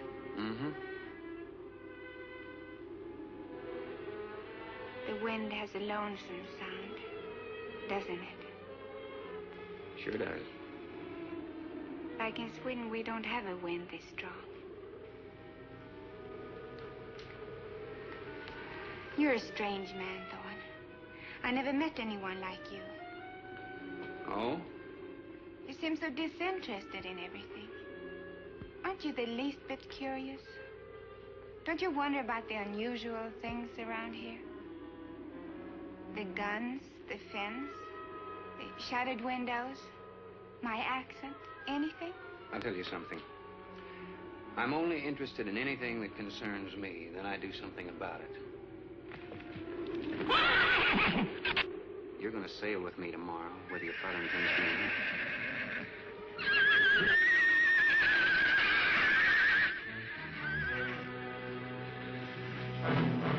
Thorne, no! Father, Brad! Out there!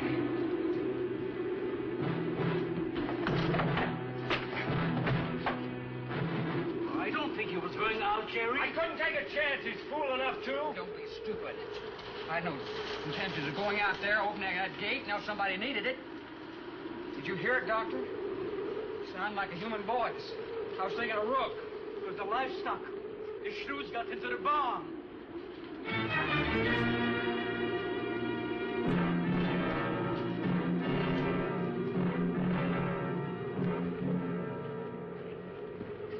What was it, Father? It was the livestock. Did Mario forget to bar those doors? No. I put them in the barn myself. They couldn't get through the wood doors. They dug through the dirt floor. Let me ask you something, Doctor. How could you expose all our lives, yourself included, with those things out there? All you had to do was get the Coast Guard or the Navy to come in here and burn them out. Those things got loose. Any unusual experiment can produce unusual results. That's why I chose this island. It's isolated. Miles of open water in any direction. Our project is privately financed. It's not a problem for the government or military. And the world is in no danger.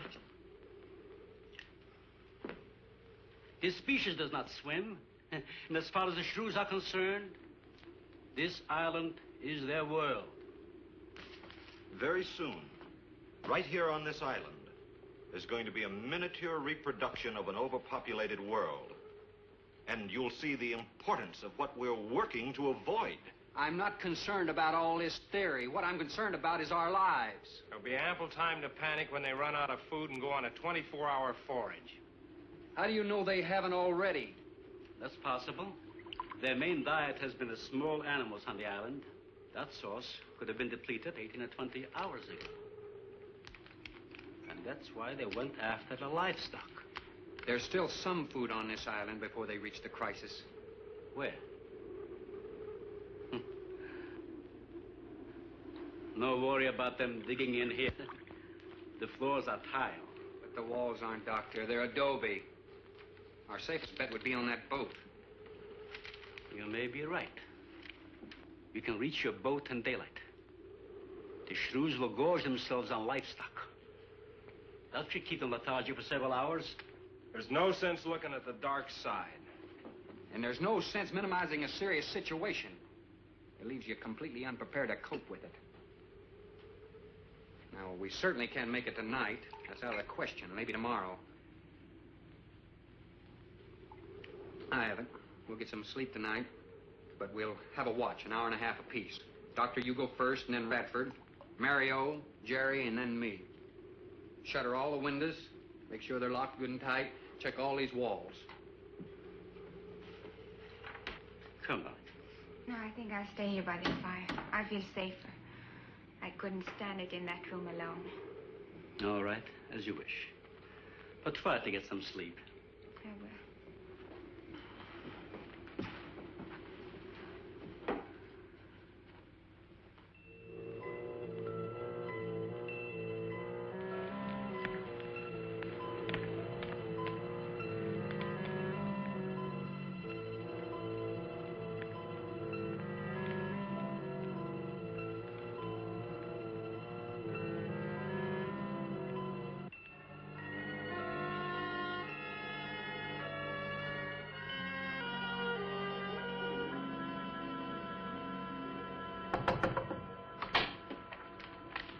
Senor Farrell, here is Mario.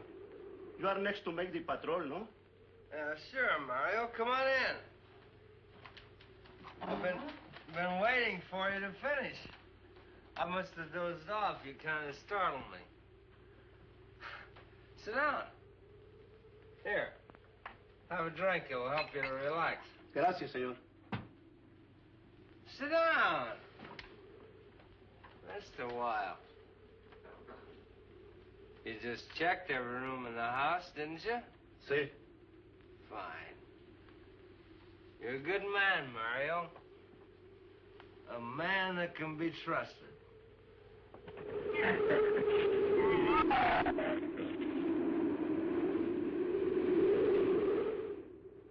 You know what I've been thinking about, Mario?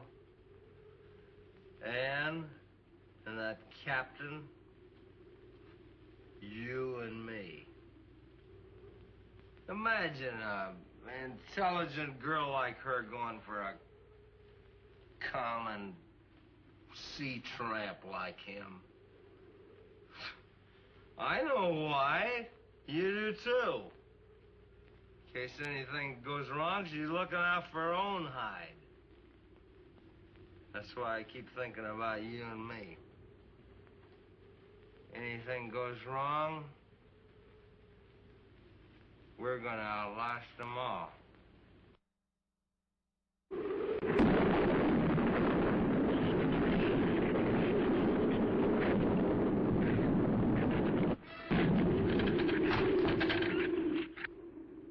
I'm going to trust you to take my turn at patrolling the house.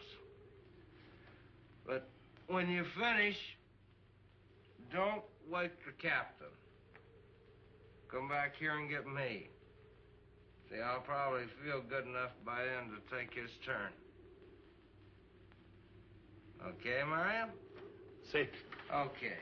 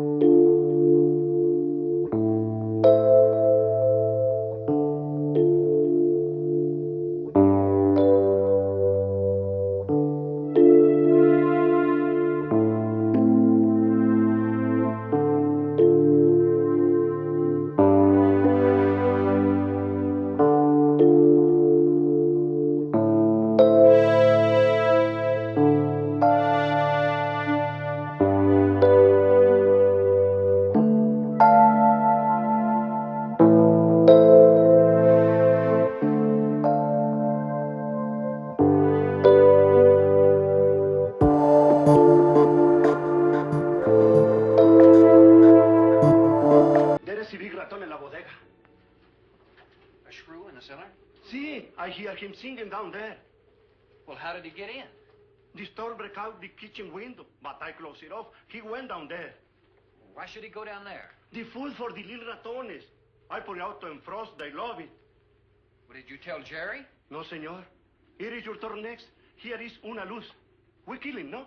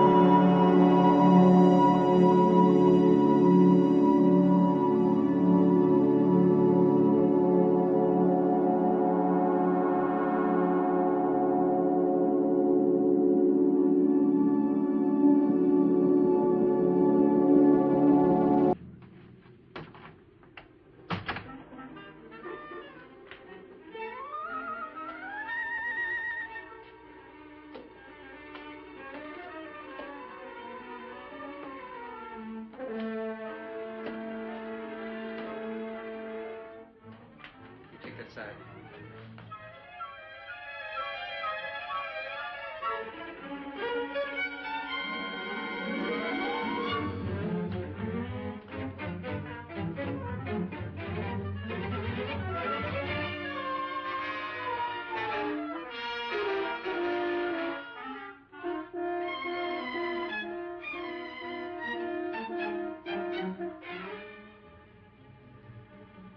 Mario? Aquí. You see anything? I see where he was. I do not see where he is. Cuidado. Sí, senor. I will be careful.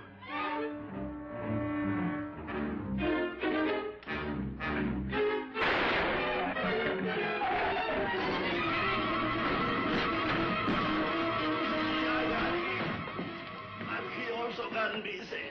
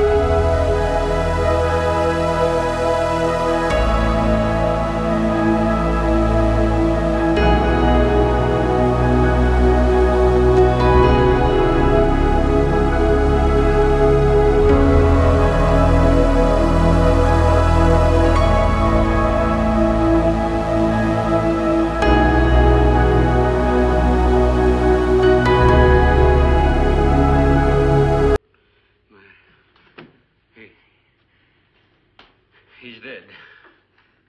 Dead?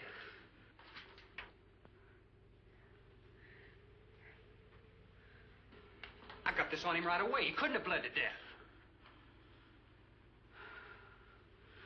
Might as well let go of it. Won't do him any good now. What could have killed him? I'm not certain. Till the autopsy. Hemotoxic syndrome. I'm afraid so. We'll know after pathology. Doctor, that's not the same animal you showed me. That's a monster. As I said, they are mutants. In controlling the size factor, we seem to have crossed some of the other characteristics. Well, you certainly did a good job of it. I've known that for some time, Captain.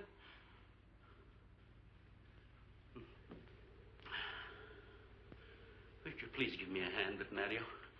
Bradford, bring up the animal.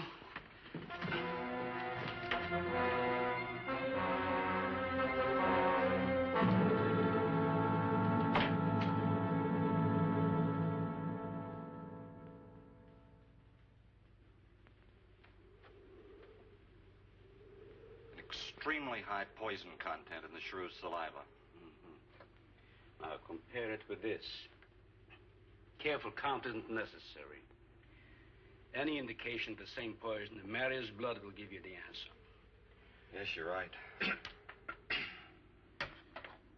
Look, Ann. Brooding about it's not going to do any good. Now, why don't you try to think of something else? Tell me, what do you do around here? Are you a scientist? I'm a zoologist. Oh. That's the study of animal life, isn't it? Well, do you specialize? What do you specialize in? They died. Well, I had a hand in this, too. And I'm partly to blame.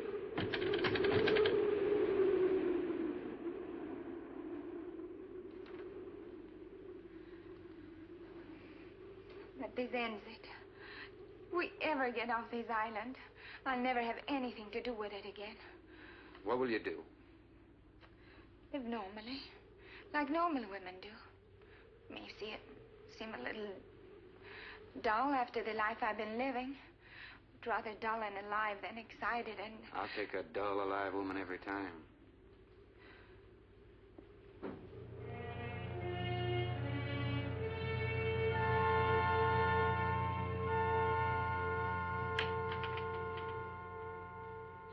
Say, Thorne, the autopsy has proved what we suspected. Several weeks ago, I concocted the most virulent poison I could with the materials I had at hand. And we put it out as bait. Mario was killed by poison. Doctor, I wonder if you thought the system of the Sorex enabled them to assimilate that poison. It remained in the salivary glands of their jaws. Isn't that wonderful? Well, I am sorry. Of course, I always speak from the clinical point of view. Well, don't you have something to counteract that poison? Once Mario was bitten, I'm afraid there's nothing anyone could have done. This indicates that we cannot afford to get even so much as a scratch from these animals. They are more poisonous than snakes. What, do you think they're all affected? Best way to find out is let them all bite you and see which bite you die after. We might just all get that chance, Jerry. You included. Doctor, I've closed all the doors in the house. I suggest we do the same thing with this hall and this lab. It'll cut down the chances of getting in the front of the house. I think if we keep a close watch on those walls and windows in there, we might make it till daybreak. The walls are 2 feet thick. Do you think they have a chance to dig in? Of course there's a chance. Anywhere that plaster's off, that adobe's as soft as mush where that rain hit it.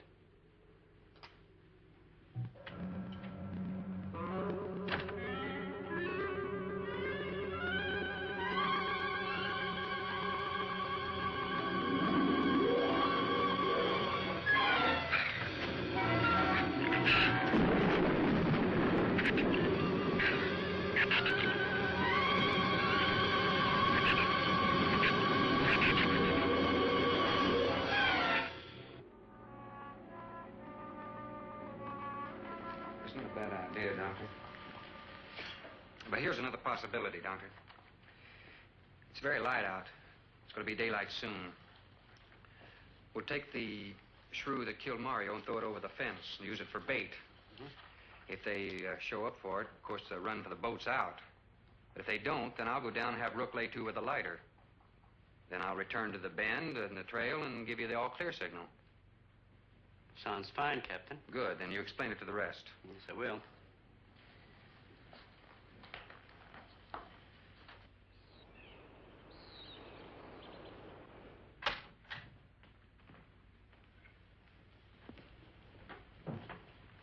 Well, the bait's been out for 20 minutes.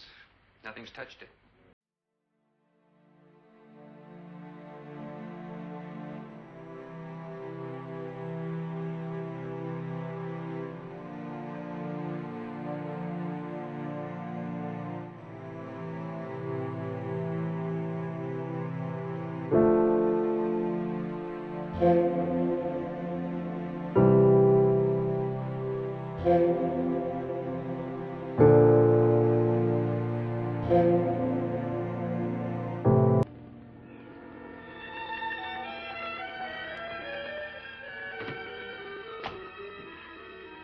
Even the wind has gone down. Isn't that wonderful? I'm afraid it's not over, my dear. It's just a lull. There'll be a lot more. He's right. I'll be back at the bend shortly. Now, you watch for my signal. Huh? You can't go alone. I'll go with him. Not you, Father. You haven't even fired a gun. Take Rat or Jerry. Sure, I'll go. And you'll be sure of getting a signal.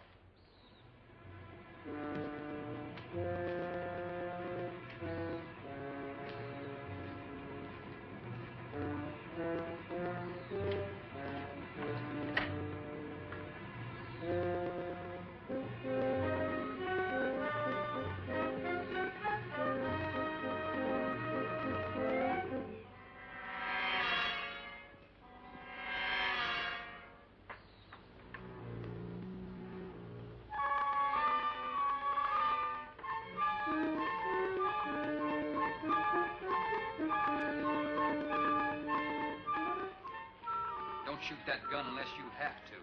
We've only got 20 rounds altogether. I know that as well as you do.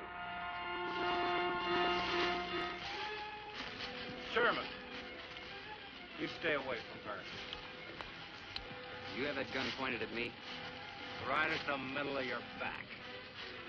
Look, we got enough problems without worrying about Ann.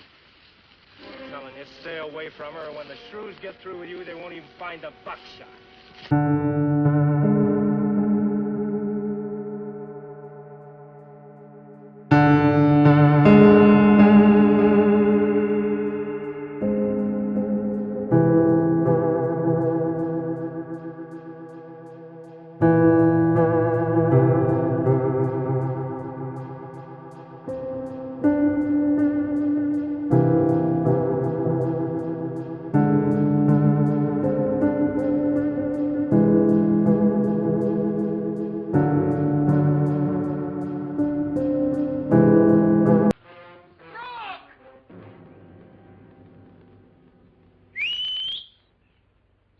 Where's the skiff? I'll follow that check line. I gotta find him. Since last night, you won't find much of him. Would you shut up? I'm not going back. You what? I'm staying here. All right. You suit yourself, but if I were you, I'd swim out to that boat. Can't swim. Then stay here. Wait a minute. You gotta give me a gun. Give you a gun? Sherman, wait!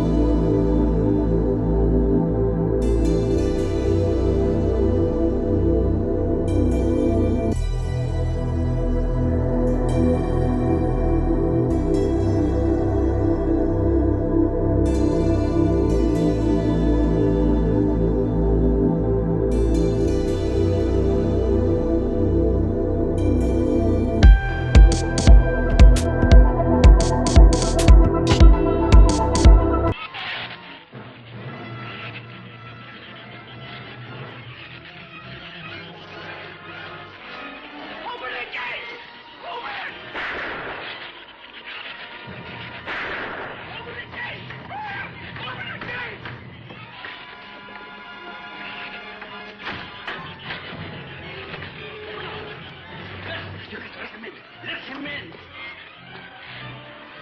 Jerry, open the door.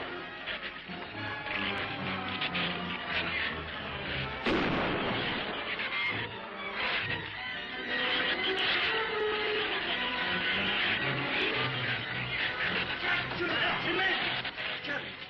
The shoes were out there. I couldn't take a chance.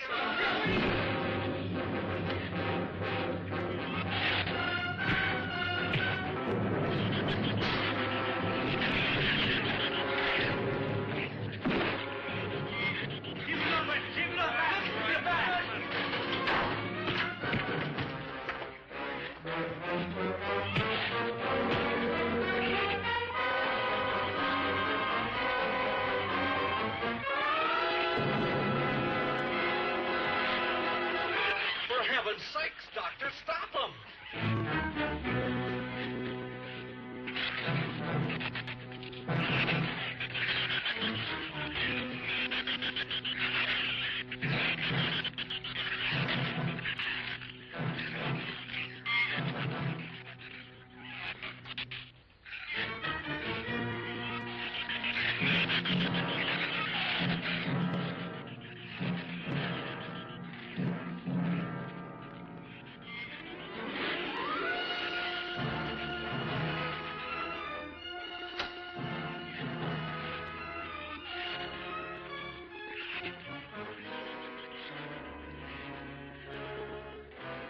All right. Didn't he have it coming, or didn't he?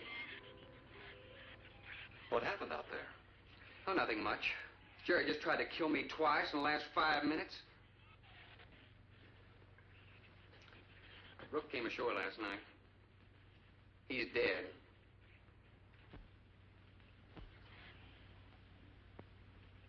This all was left.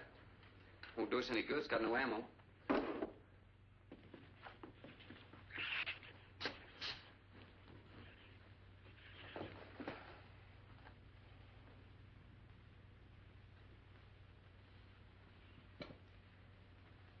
I'm deeply sorry, Captain.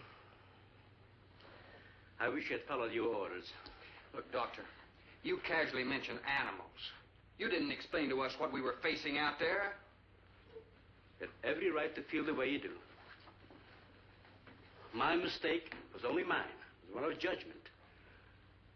I didn't know about the hurricane. I didn't anticipate the effect it would have on the shrews. I thought the house would be safe through the crisis. How could you expose your own daughter? How could you expose Anne to that? She was going to leave last week, but the boat didn't come. I need a drink.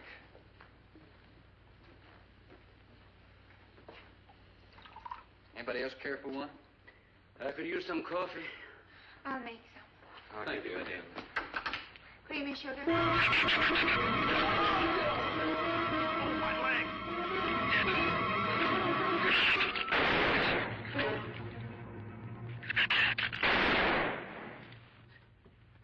Slam the door! You all right, Doctor? He just ripped my trousers, that's all. Are you sure that's all there is to it? I'm completely aware of it, Doctor.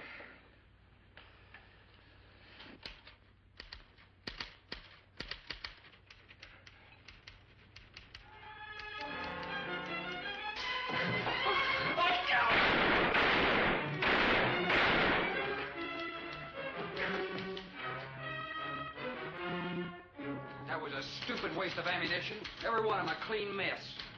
There's still 4 of them in there. How did they get in? Through that kitchen window. That rope must be rotten. It got him! Bradford.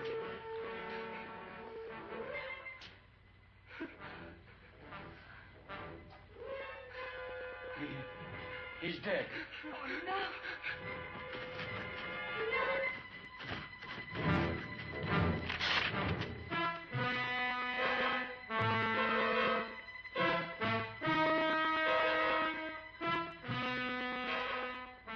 He recorded every symptom and reaction, right up to the moment of his death. Jerry, tear down one of those drapes and cover him up. Sure. Sure. Craigus will cover Ann, and I'll cover him. You'll cover me, but who'll cover you? Shut up! We can get on that man old slave. Let's shut up! Now you stop sniveling and think! It'll take a tank to get us out of here.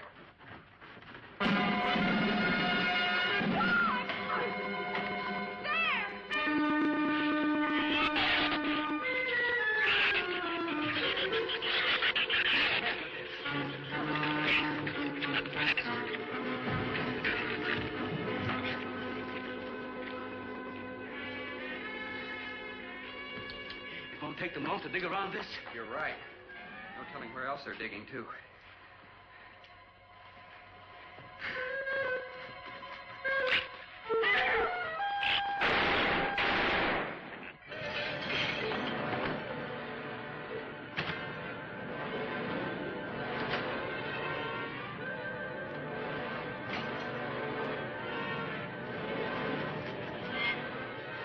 Come on, patio.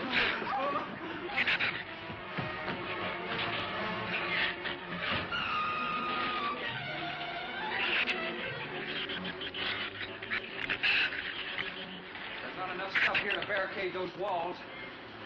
I'll tell you, we'll pile some of those crates up over there. The roof's our last chance. Here, help me, Doctor.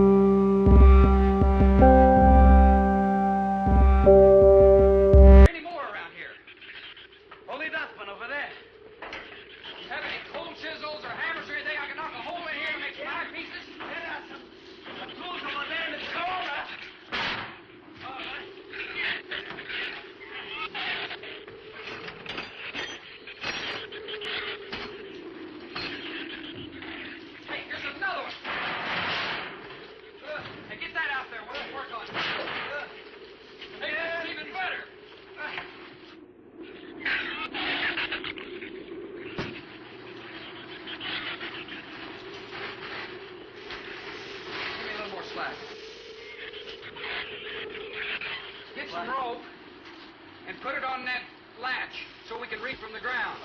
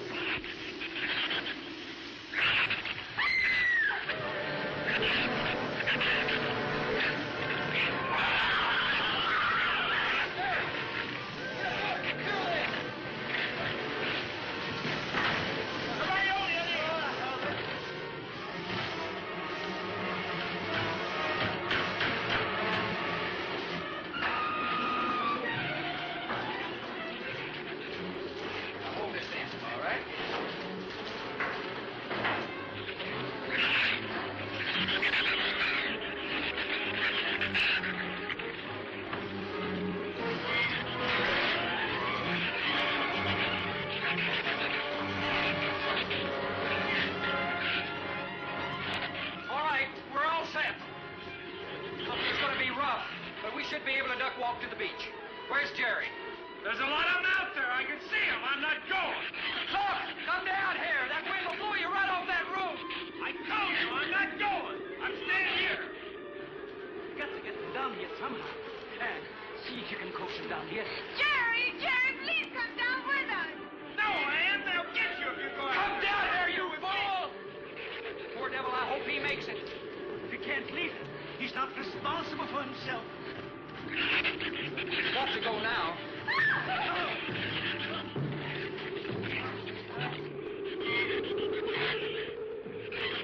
All right, Doctor. All right.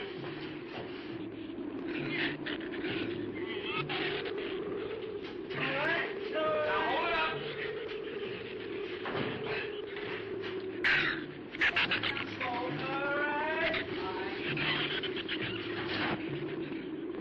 Everybody ready? I'm going to open that gate. Ready? Ready. Okay, here they come.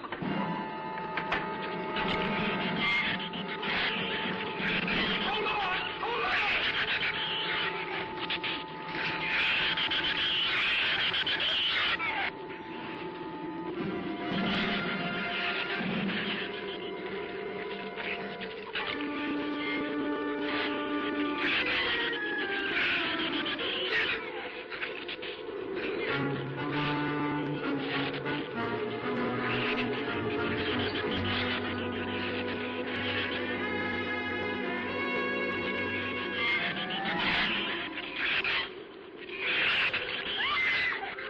Man, what's the matter? Your side's dragging. You want to rest? You tired? Mira, Goffin, habló hacia acá en esta sierra. What'd you say? She says she's all right. She's keeping her eyes closed.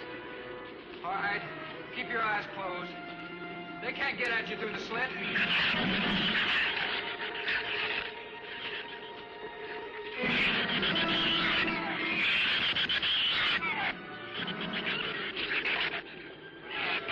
This empty drum is too heavy for her. I can barely hold up my side.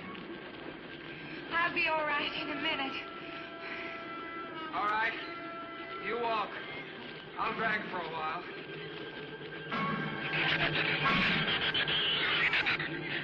Listen, don't let their head get under.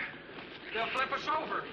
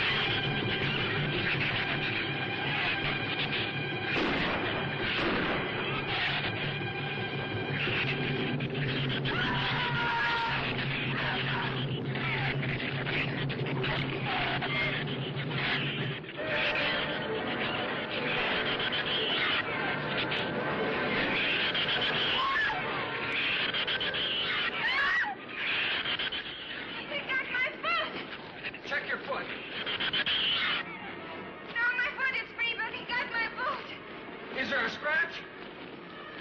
No, not a mark.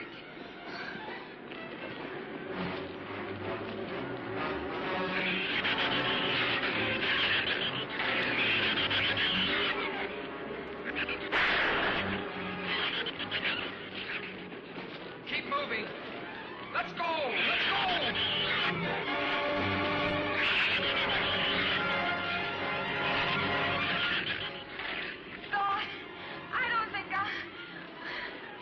What? Son! Quick, son! Son, we're close! We'll hit the water soon.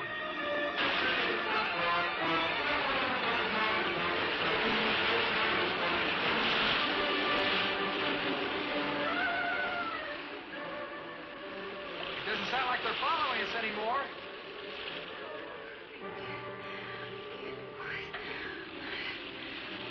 We better work deeper.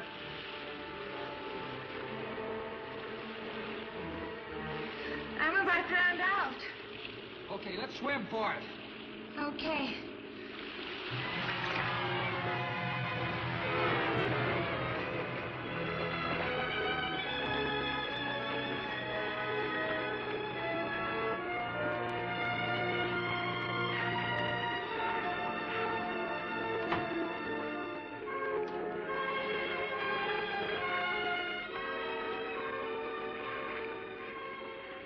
We are next on road, Patricia. We are safe, aren't we? I mean, the storm. Sure. She rode out the first half all right, and that's always the roughest. Anyway, riding at anchor, I'll get a chance to learn a little more about that Swedish accent. In 24 hours, there'll be one shrew left on the island, and he'll be dead of starvation. An excellent example of overpopulation. Well, you know something, Doctor? What's that? I'm not going to worry about overpopulation just yet.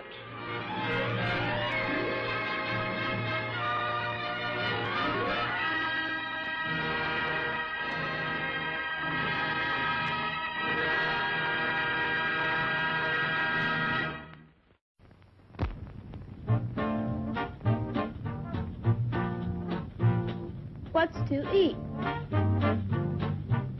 What's to drink? Good food galore. Quick as a wink. Ice cream bars. It's the handy way to enjoy smooth, rich, creamy ice cream. Get some. Junior, he's always hungry. As for Sis, she's hungry too. Our barbecue is prepared with just the right amount of heat to keep in the natural juices and hold in that wonderful flavor. Aren't they delicious? Boy, does Junior go for them. And Sis likes them too. So come on, boys and gals. Let's have a barbecue.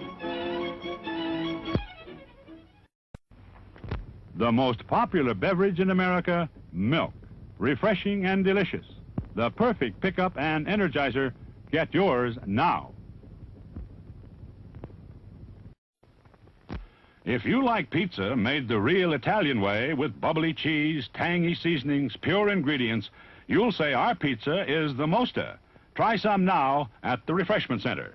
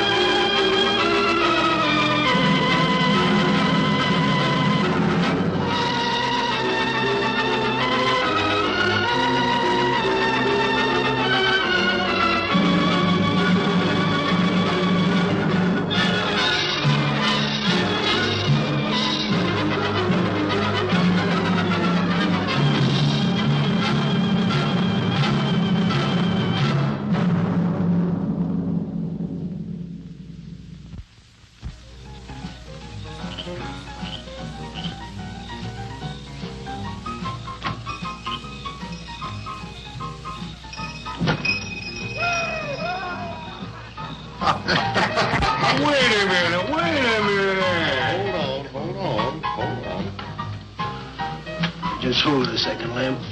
Liz? You hear me, girl?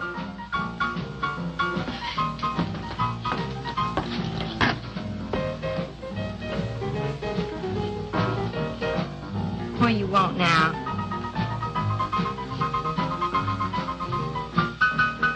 You gotta play that thing so loud. It come out like this first. Oh, don't bother me. Liz. Someday I'm gonna give that she-cat a whopping she's been asking for. Sure you will, Dave. Bring the law down to her. Let her know who wears the pants around here. Be back in a minute. Any whooping's done back there, I'll lay you a jug. She'll be doing it. Come on now, Lem, and tell us about that thing you killed out there at the swamp, will you? Yeah, Lem, let's hear the rest of that. Like I was saying, I put 5 slugs into that critter before it went under. Doggonest thing I ever seen. Had regular arms on it like a man. But it was sort of different looking. Had suckers on them. Like one of them octopuses things.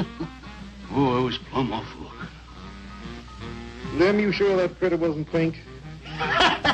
Oh, I told you before it was sort of gray looking.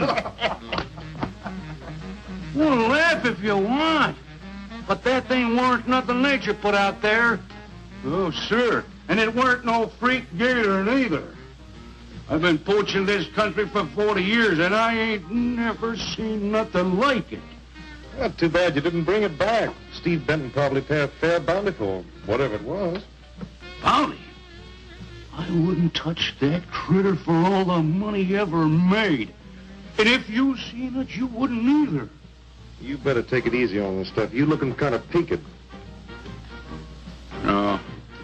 I'm gonna clean my otter lines out before morning. Lem, I think that critter's a ghost of one of those otters you've been poaching all these years, coming back to haunt you. Well, if that's so, you fellers will see it right quick yourselves.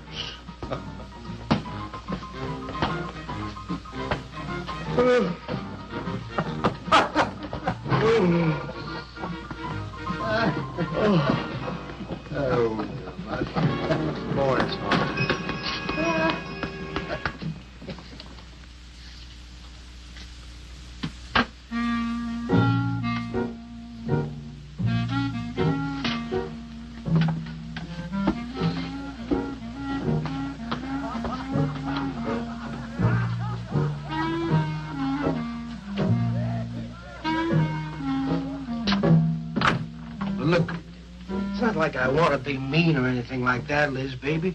But I got a reputation around here. These folks have no respect for a man who lets his woman boss him. Well, next thing I know, they'll be laughing at me. And they'll be telling all the rest of the... Won't you please listen to me, Liz, baby? Liz?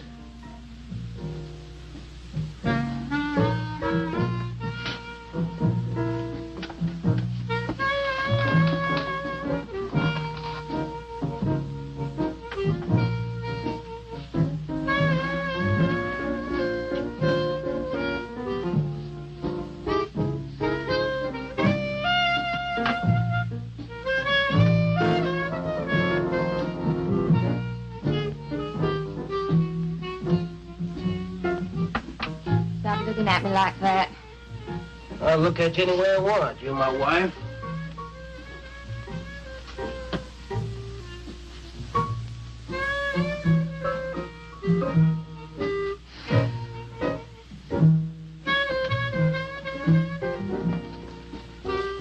Touch me.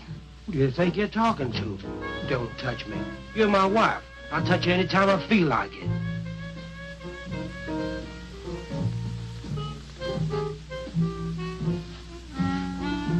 Where you going? Where you going? I'm going out. Maybe I'll be back. Maybe I won't. Liz, baby, I didn't mean nothing.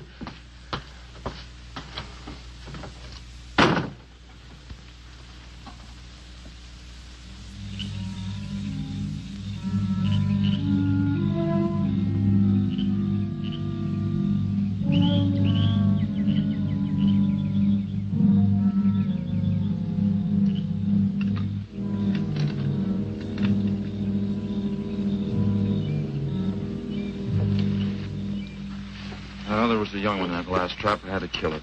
Oh, poor thing. Told you shouldn't have come along.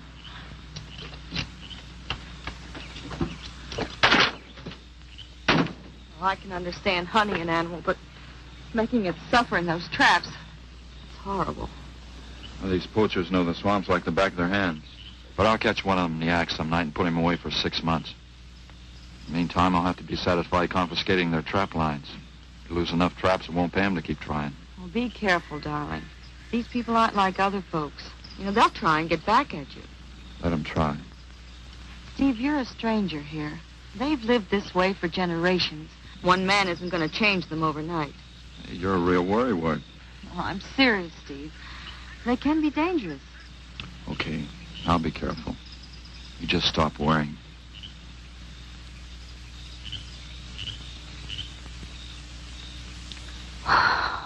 Oh, Steve, I love you. I love you so much.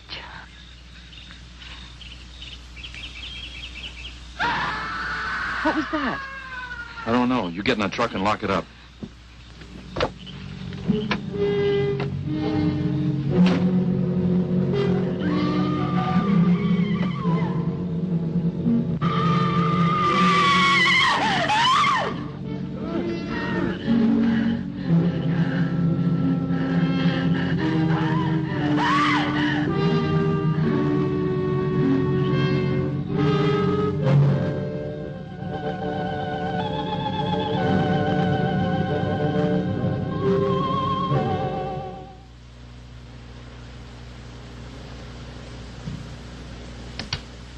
Listen, Benton. The coroner ruled that Sawyer died by misadventure. Now, as far as this officer's concerned, that's the end of it. But, Sheriff, I can't see why Look, if Lem was killed by anything human, I wouldn't need you to tell me my job. But I'm not about to go tromping through the swamp looking for an overgrown gator. Sawyer wasn't killed by an alligator. Is that so? Did you hear that, Morton? Game Warden Benton says it wasn't a gator killed Lem. Well, then what was it? You know so much. Go on, tell me. What killed him? Doc Grayson said the wounds were the kind of squid or a large octopus might cause. Oh, sure. And did Grayson explain how a saltwater creature happened to be 30 miles inland living in clear water? Stranger things have happened. I know. Look here, Benton. You work for the state. Now, why don't you keep your nose out of county business? Is that clear enough for you? Oh, go soak your fat head. What was that you said? I said go soak your fat head.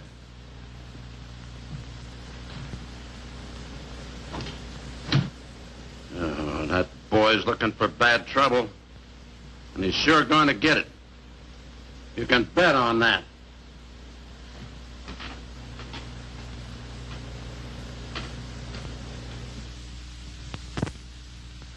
So you see, the octopi uses its suction discs to hold its prey. Now, in itself, the disc will not inflict a wound. Same is true of the squid. Now, both creatures have a parrot-like beak as their primary offensive and defensive weapon. Well, maybe the sheriff was right, Dad. Could be a freak or a malformed alligator. No, I'm afraid it wasn't. Well, where does that leave us, Doc? I wish I knew. You know, I'm beginning to think Lem was telling the truth in Walker's store. He did see something that night. Something that had intelligence enough to seek him out and destroy him later. But Sawyer claims to have killed the thing he saw. Put a half a dozen rifle bullets into it. I've seen that old 44-40 used. Nothing could live after being hit with those slugs. Well, conceding the possibility of one such creature, we must also concede the possibility of others. Well, there's one sure way of finding out. Go in and search every backwater, channel, and wet spot in the swamp. If it's there, I'll find it.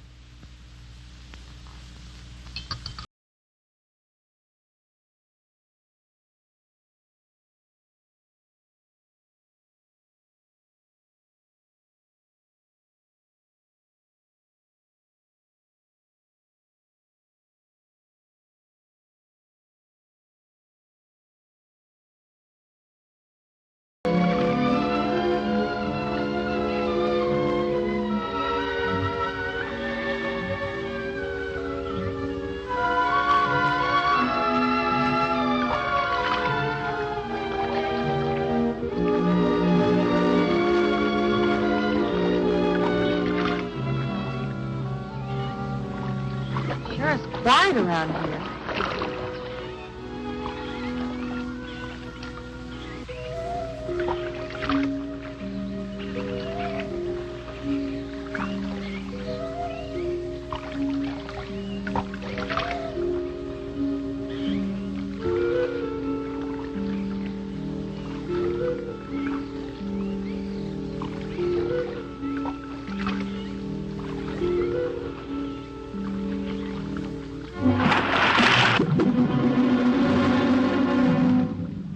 Did you hear something? Yes?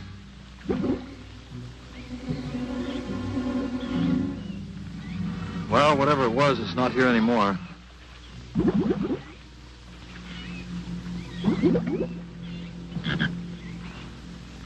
Did you want some coffee? Yeah, thanks, son. An army could hide in here and never be noticed. Well, one did. What? The Seminoles under Osceola in the 1830s. Took the U.S. Army 2 years to round them up. Oh, I remember reading about Osceola in high school. 2 years. You've only been at it 2 days and I feel worn out. Well, you might as well keep on looking around.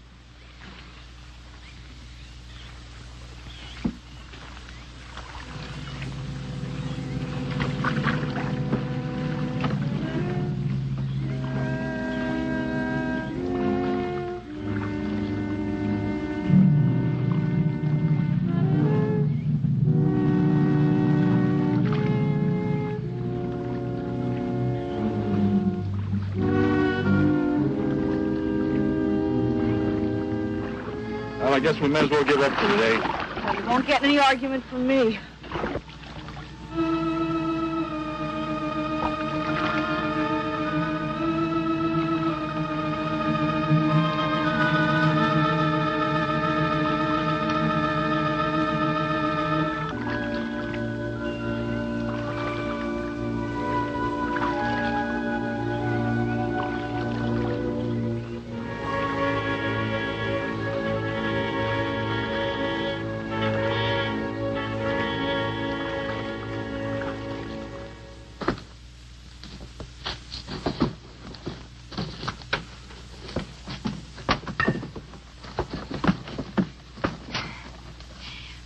I'm asking you for the last time, Dave Walker. You answer me, you dirty old man. I ain't dirty, Liz, baby. Liz, baby. Liz, honey. Can't you think of anything else to say, stupid? I gotta get this order over to Miss Shovey. She's one of my better customers. Can't keep her waiting. I love you, Liz, baby. Get out. Get out, you fat pig!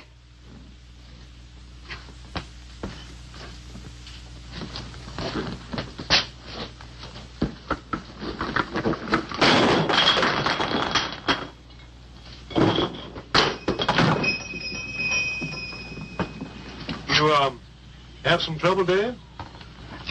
You know living, Cal. Gotta get the hair down every now and then. You sure do know an awful lot about females. I gotta hand it to you. I can't stand here jawing, Cal. Gotta get this order over to Miss Shovey. What's she letting the hair down about this time? Well, ever since Lem got herself killed, she wants me to sell out and move into town. Don't you let her bamboozle you, Dave. You keep her right here in the store. After all, the place wouldn't be the same without you around. Thanks, Cal. I better get going. See you when I get back. Yeah, I'll be around.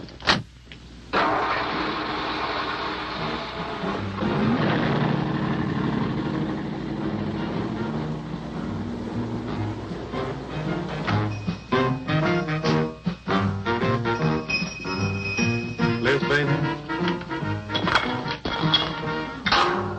It's Cal, honey.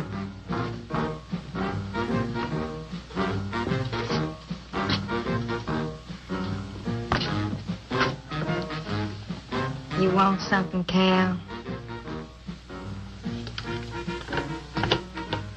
I sure do, honey.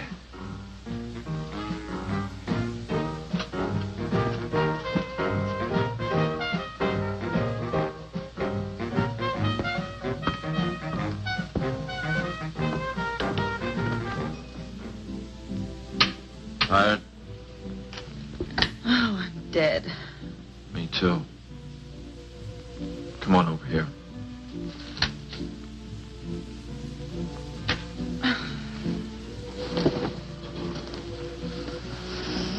It seems kind of silly knocking ourselves out looking for something we aren't even sure exists. What do you mean? You know, we've covered miles of back channel and haven't come across anything to support your father's theory of an alien creature. Not so much as a mud print we couldn't identify.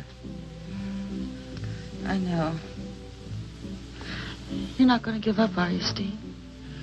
Well, I can't waste any more time on a wild goose chase. With all respect to your father's ideas. Dad seems so sure.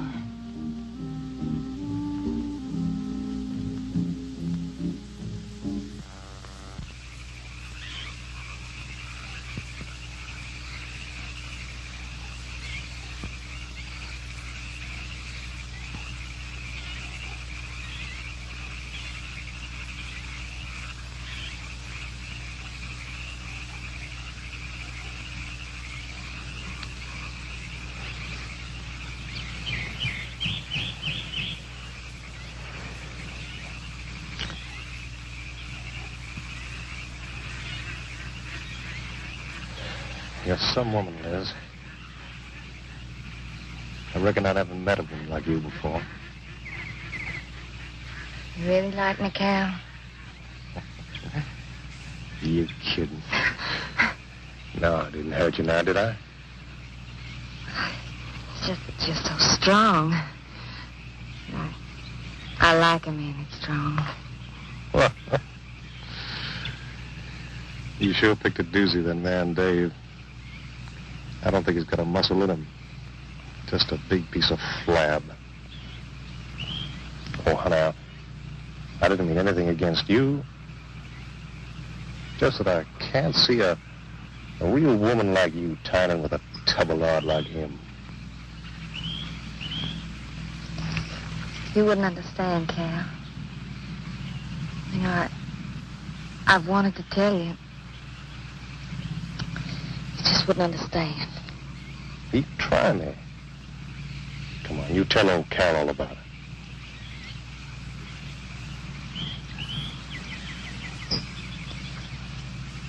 You wouldn't think bad of me?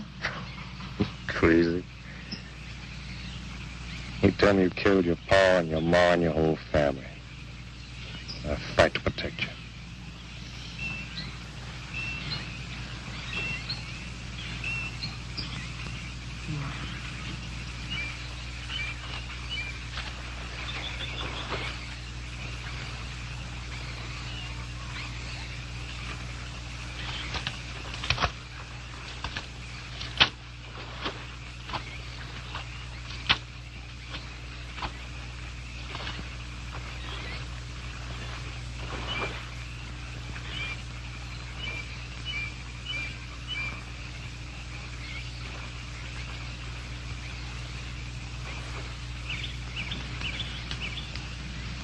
First husband was a no-good bum.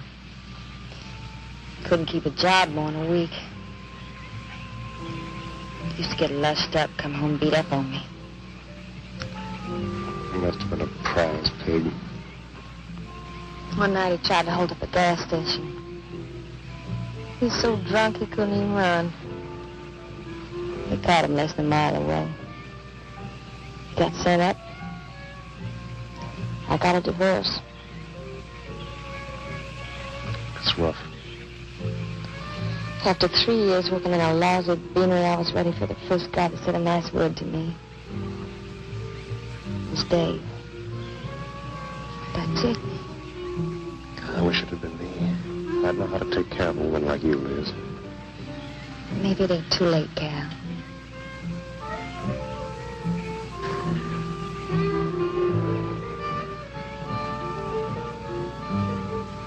You're wrong, woman.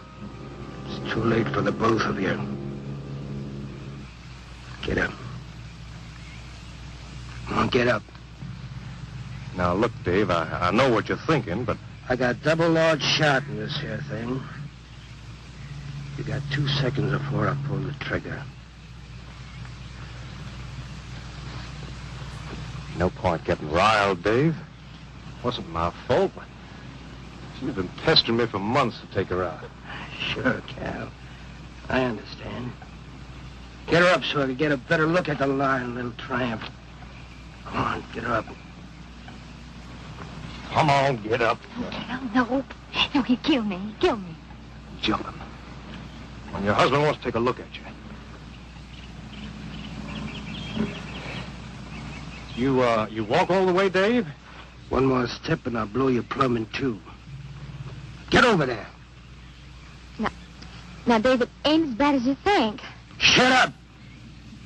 Tramp. What are you going to do? You'll find out soon enough. Dave, you put down that gun before I get mad and make you eat it.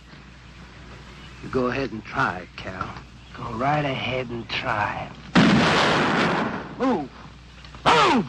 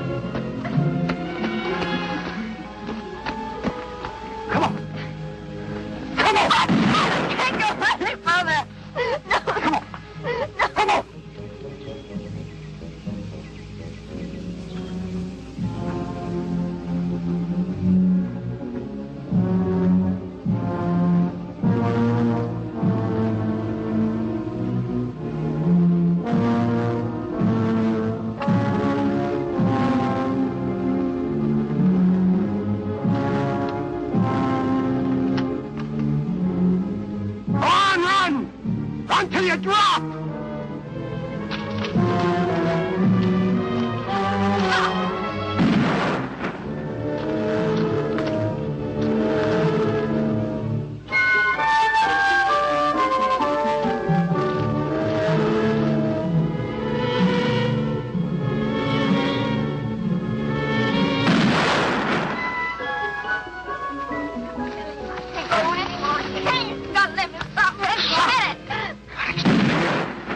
Like a fool child. Go on. Cal.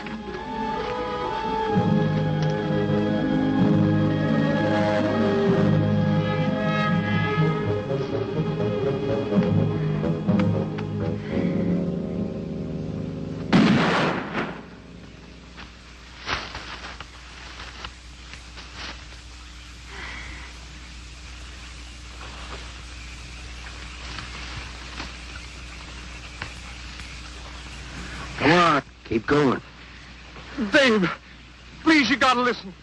It wasn't my fault, honest. She kept playing up to me every time you turned your back. It wasn't my fault. You call yourself a man. You and your muscles. Shut up, you tramp! If it wasn't for you, I wouldn't be in this fix. And my old friend Dave wouldn't be doing this thing to me. It's all your fault. Get going. But Dave, we've been friends. We've been friends a long time, Dave. You wouldn't kill an old friend, Dave. If you don't move, I'll kill you where you stand. But Dave! Pray, big man. I didn't mean it, Dave. Dave, I didn't mean it. Dave, the kid is out here. Please, Dave. I'm sorry.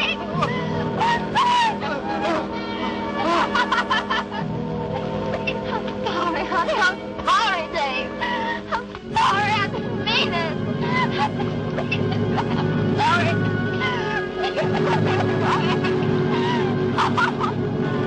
You think you learned enough to stay away from a woman, Cal? Hey, anything, Dave. I'll move out of the county. I'll do anything you say, Dave. anything. All right. Come on out of there.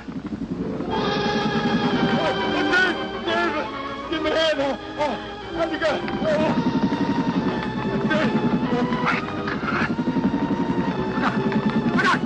Behind you!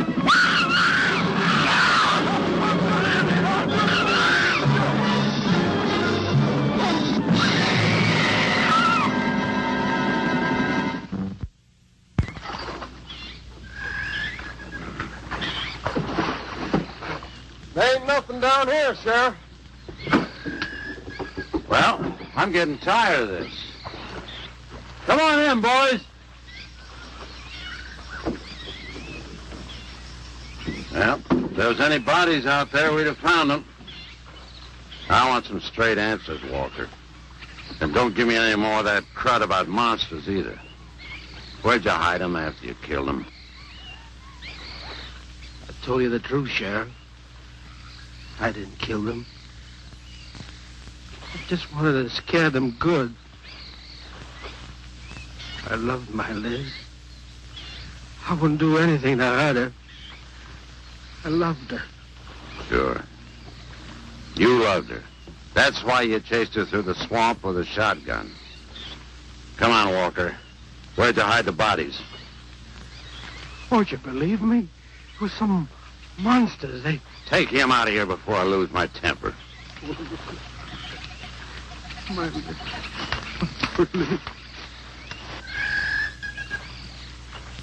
County fair reward if someone finds a body, Sheriff? $50. Each? Yeah. You know, I never thought that of old Dave. Of course, everybody knowed that Carol and Liz had a hankering for each other. Everybody but old Dave. Darn fools. Grappling out there in the middle of the water.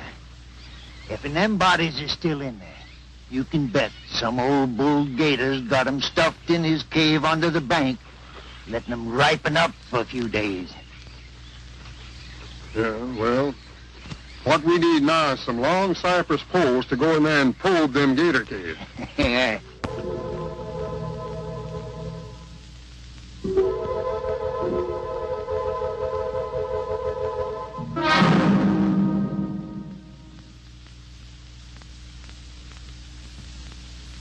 I'm sorry, Doc, I can't do it.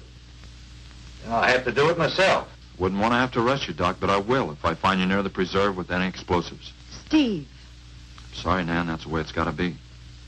Steve's right, Nan. It's his job to protect wildlife. What about human life? 3 people have been killed in that game preserve. Doesn't that mean anything to you? Nan, try to understand. If I could be sure something in the swamp was responsible for those deaths, I wouldn't hesitate a minute. We've been together the last 3 days. We didn't see a trace of anything unusual. Not so much as a suggestion of any form of life unknown to us. Steve, something killed those people. All right, I'll admit Sawyer's death left a lot of questions unanswered. But you can bet your bottom dollar the other 2 died from Dave Walker's shotgun. Do you really believe that? Figure it out, Nan. Walker admitted chasing his wife and cow into the swamps after he found them together. He shot them and he tried to place the blame on Sawyer's DTs. If Sawyer had told of seeing purple giraffes with polka dot tails, Walker would have claimed they did it. There's one argument against that, Steve. Dave Walker wasn't the kind of a man to hang himself, not even with 2 murder charges against him. I talked with Dave less than an hour before he killed himself. That man was in a state of shock. I've seen frightened men before, terrified men. But I've never seen anything to compare with the horror and the fear in Walker's eyes.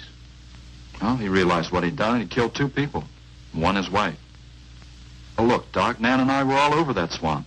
And why didn't these monsters attack us? I've been thinking about that. They're probably night creatures. They can't stand the light and they stay down near the bottom during the day. A small charge would stun them, bring them to the surface. Can't buy, Doc. You're pig-headed, Steve Benton. Stubborn and pig-headed. You just don't understand, do you?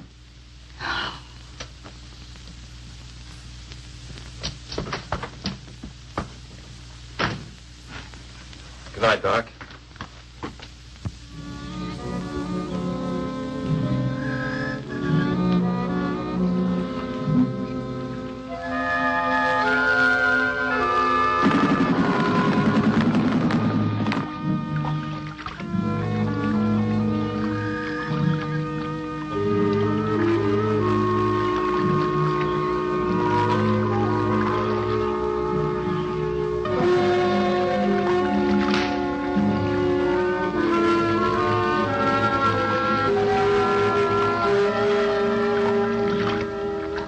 over there in them reeds.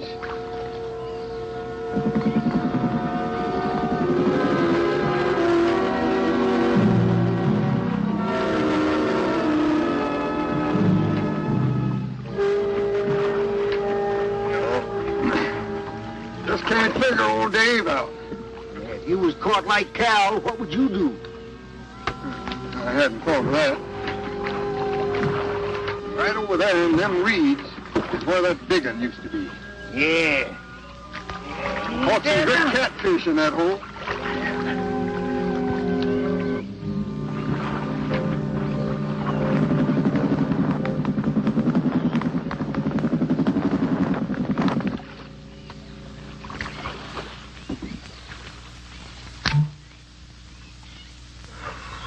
Boy, this is sure a hot one.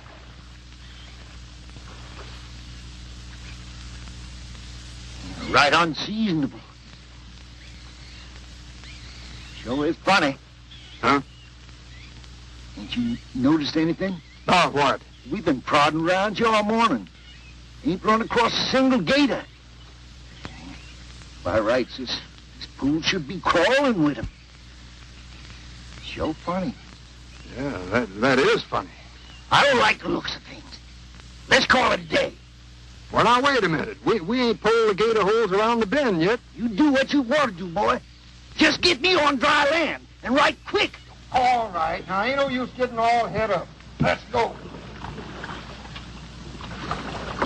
You gotta quit drinking that moonshine. That's why you're so wrinkled and ugly. We out here. Wild goose chase.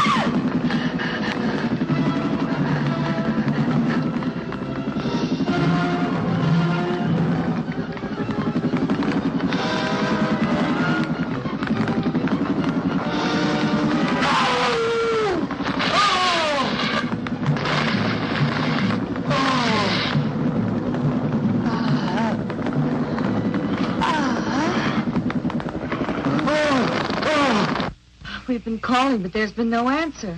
Oh, I just got back. What seems to be the trouble? Well, haven't you heard? Old Sam Peters and Porky Reed have disappeared. Come on inside.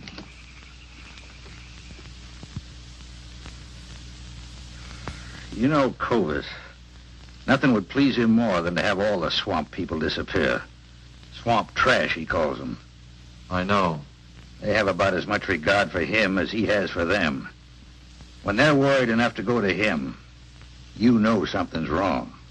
Mrs. Reed said the men went searching for Cal and Mrs. Walker's bodies, and they never returned. Clovis says he'll get up a search party if they don't show up in a couple of days. Doc, you and Nan take your car and get as many volunteers as you can. Tell them to meet me at the old wagon road. I'll call Doak Evans and have him bring his dogs. Either they're lost or they've had an accident. I hope to heaven you're right.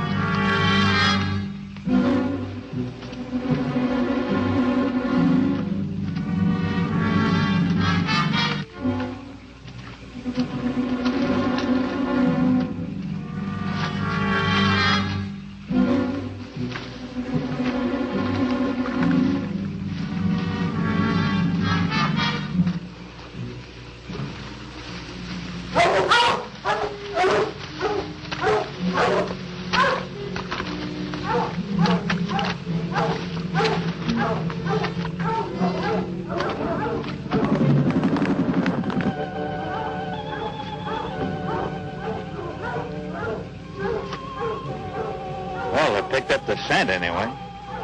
Dad, do you think they'll find them? Only the good Lord can answer that.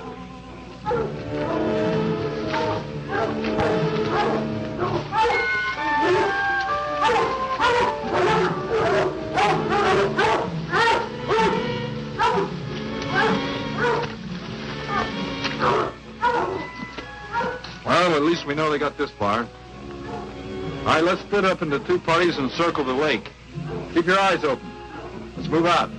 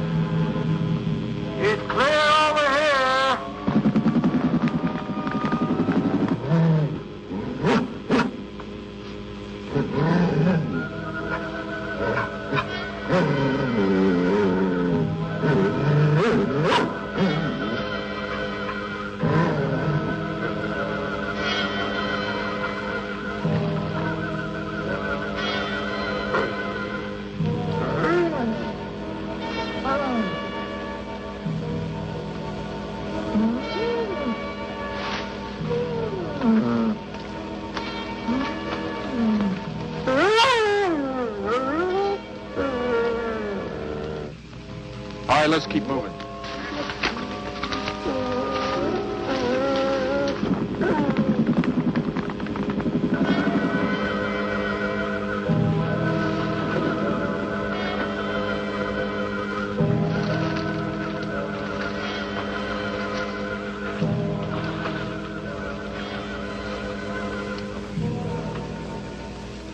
Well, we can't do anything more tonight. Might as well start back. I reckon ain't no use hurrying now, Mr. Benton. If Reed and old Sam was alive, they'd let us know with a holler or something. Yeah, it kind of looks that way.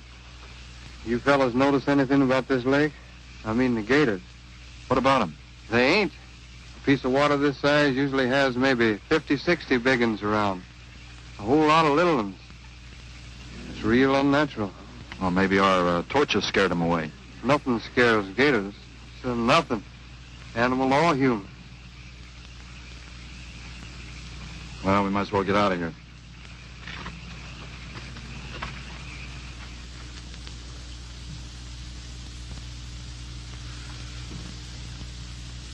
You got something in mind, Steve? I keep thinking what Evans said about the gators. Nothing scares them, animal or human. And yet something made them leave. Maybe a mineral contamination. Guess I better run some water samples. Come on, you two. Drink your coffee. And supposing there is no contamination? Well, then I'll send over to Eastport for a diving rig and go down to look for this monster of yours. No, Steve, don't even joke like that. I'm not joking, Nan. I had some training with an aqualung while I was in the Navy. But, Steve... Look, there are 2 bodies we know for sure down there. Maybe 4. They've got to be brought up. Wait a minute. There are no alligators in that part of the swamp, right? So? No sign of any fish or snakes? No. Well, what are you getting at, Doc? Well, there goes your argument about setting off a dynamite charge underwater. You'd bring the bodies to the surface. Get it out of your mind, Doc. I'm not using any explosives as long as there's another way. Why must you be such a... Stubborn pighead? Exactly. I'll tell you why. Number 1, there's bound to be some aquarian life in that section, even if the bigger forms have abandoned it. Explosion underwater would destroy every living thing and wreck what nature took years to build up. Number 2, I'm paid to prevent the useless slaughter of wildlife. Number 3, I'd have to get authorization. And to get that authorization, I'd have to come up with a heck of a good reason. Satisfied? Finish up, Dad. I want to go home. Steve, how long will it take to get this diving equipment from Eastport? Couple of days, why? Oh, nothing. Take care of yourself, Steve.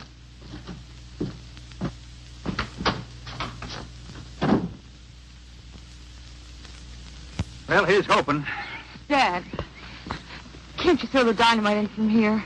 No, I want to get it out into the middle, in the deepest part.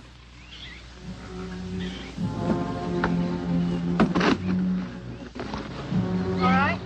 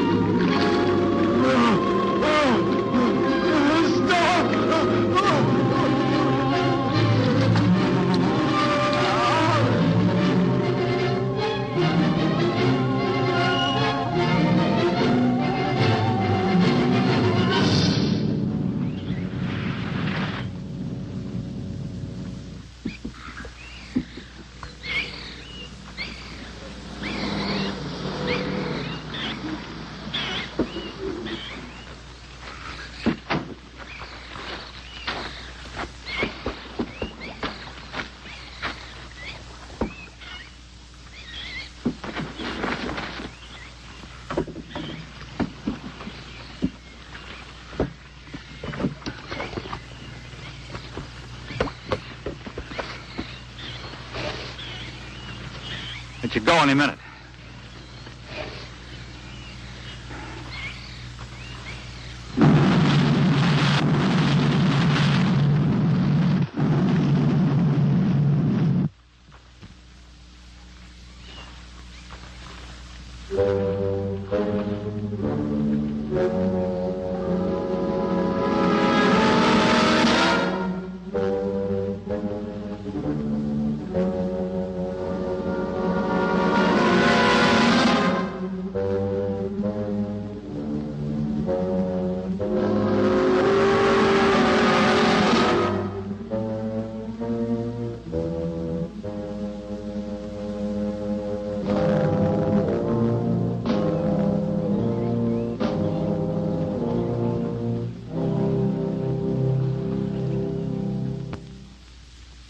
I just can't figure it out. Walker's wife, why didn't her body come to the surface? I don't know. I think I better walk over to the coroner's office. What's the matter, Mr. Benton? You feel awkward about arresting my father in his own home? I warned him I'd arrest him if he used dynamite. It's nice of you. Well, the autopsy should be over by now. Oh, Steve. I thought you'd be here. I don't like to have to do this, Doctor. Do we have time for a cup of coffee first? Sure. You mind, honey? No, I'll make some sandwiches.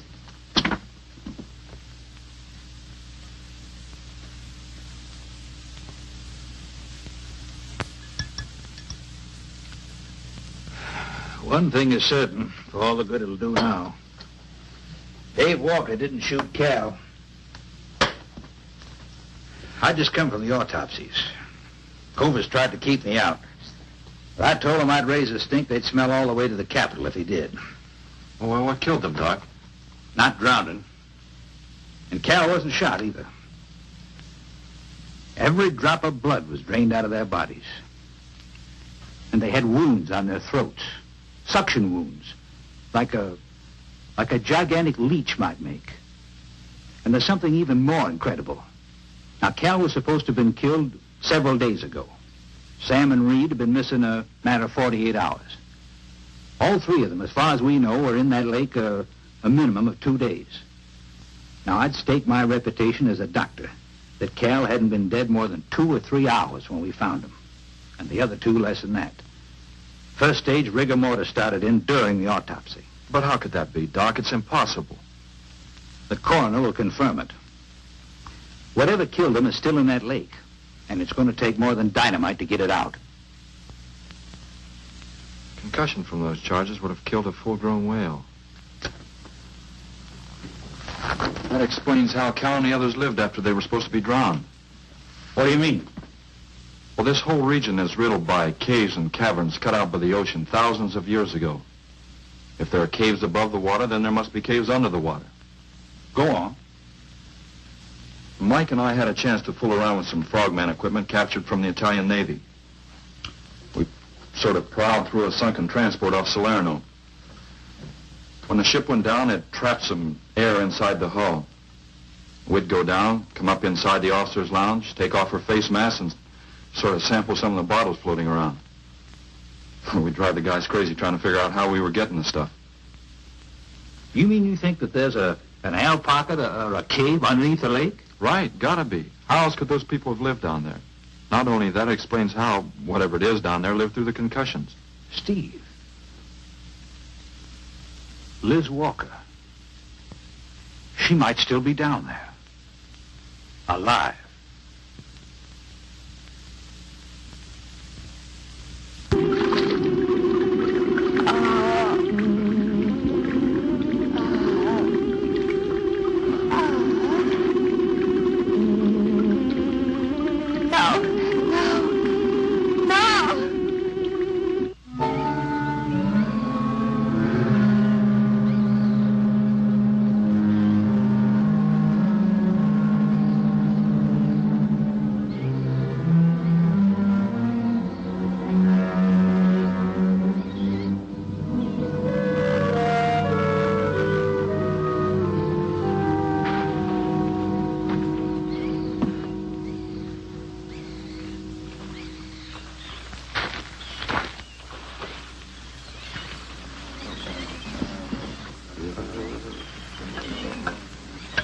Comfortable? Yeah. You sure you don't want me to go down for you, Mike? You haven't had one of these things on for a long time. Well, me, every other day I've been playing fish. Not this time, Mike. If you ask me, they ought to have their heads examined. Giant leeches. Well, I'm willing to bet a month's pay they don't come up with nothing more than excuses. He's crazy. Him, the doc, and his brat, too. Just wait till I get on the phone to the Capitol. I'll guarantee somebody will wish they'd kept their nose out of other people's business. I'll guarantee that. Let's go, Mike. Steve. Be careful, please. Oh, boy, Mike will be ready if anything goes wrong. Don't worry about Steve. Now, if you were going after Barracuda, you might have a tiny bit to worry about. Ready, Mike?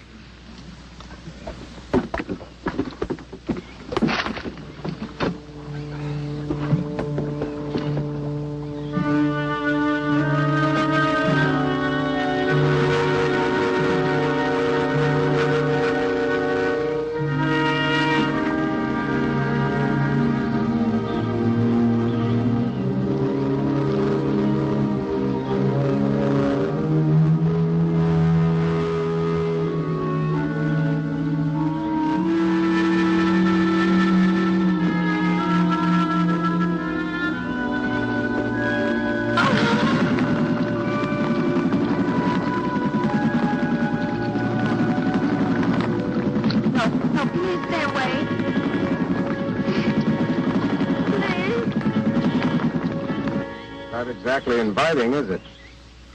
That sure isn't. Hold her steady, Mike.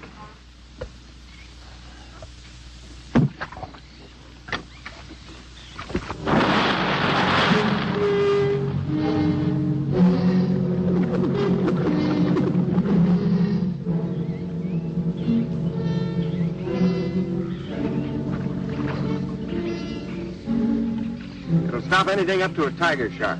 But you got a hit. Misses don't count. Now, anything goes wrong, just yank on the line, and I'll be down in a hurry.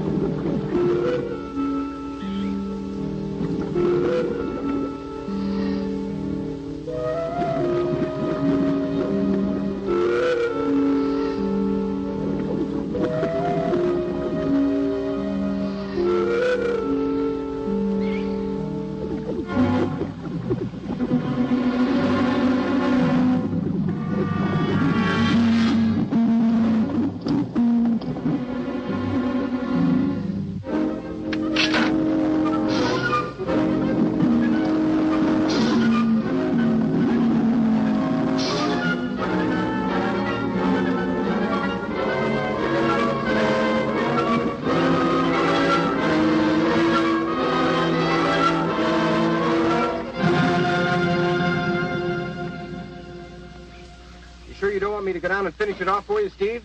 No, thanks, Mike. I think I hurt it pretty bad. Careful now. Anything hurts 10 times as dangerous.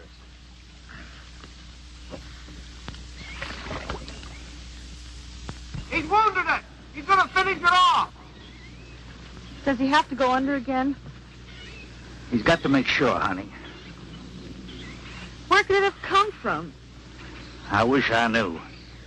We'll have to make some tests. Maybe the proximity of Cape Canaveral's got something to do with it. The rocket station? Well, they use atomic energy in the first stages of launching. Not all of them have been successful. You think that if some animal life was close by, not close enough to be killed, but close enough to feel the effects of a radioactive energy that's... A mutation. A type of gigantism of some common animal. Whatever it is, I hope he's able to bring it up.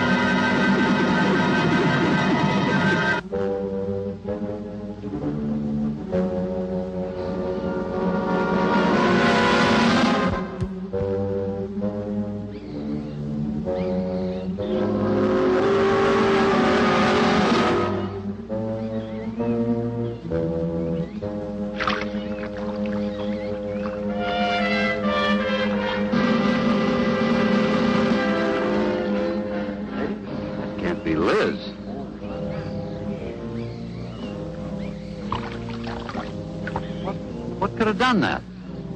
Look at her face.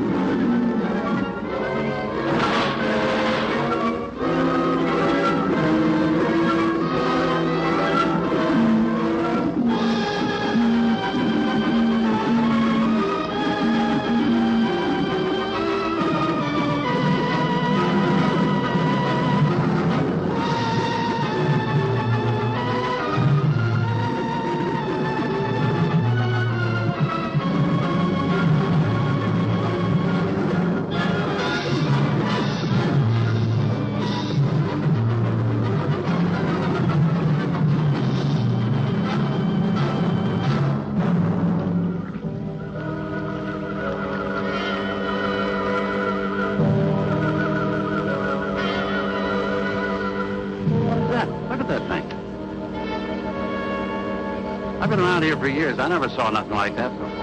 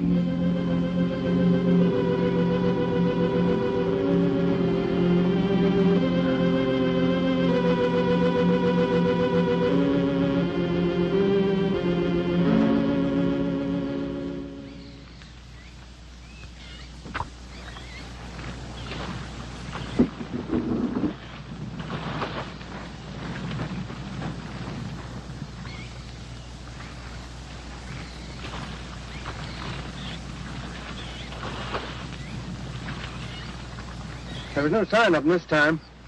They must be licking their wounds. You sure you used enough stuff to do the job, Mike? I used 100 sticks of 40%. Ought to blow the bottom right out. All right, let her go. Oh, no. I've done enough of your dirty work. Help yourself.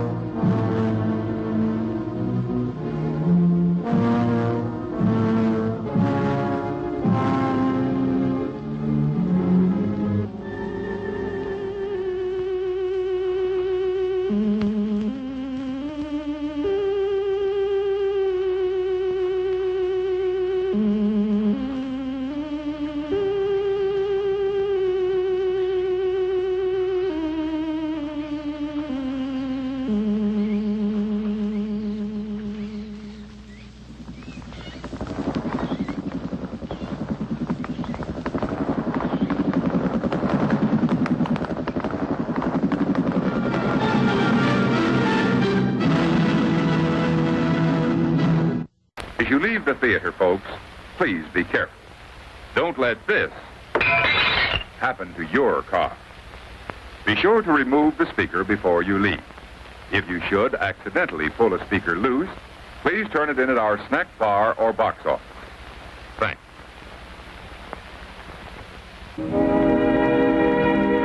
And now, folks, it's time to say goodnight. We sincerely appreciate your patronage and hope we've succeeded in bringing you an enjoyable evening of entertainment. Please drive home carefully and come back again soon. Good night.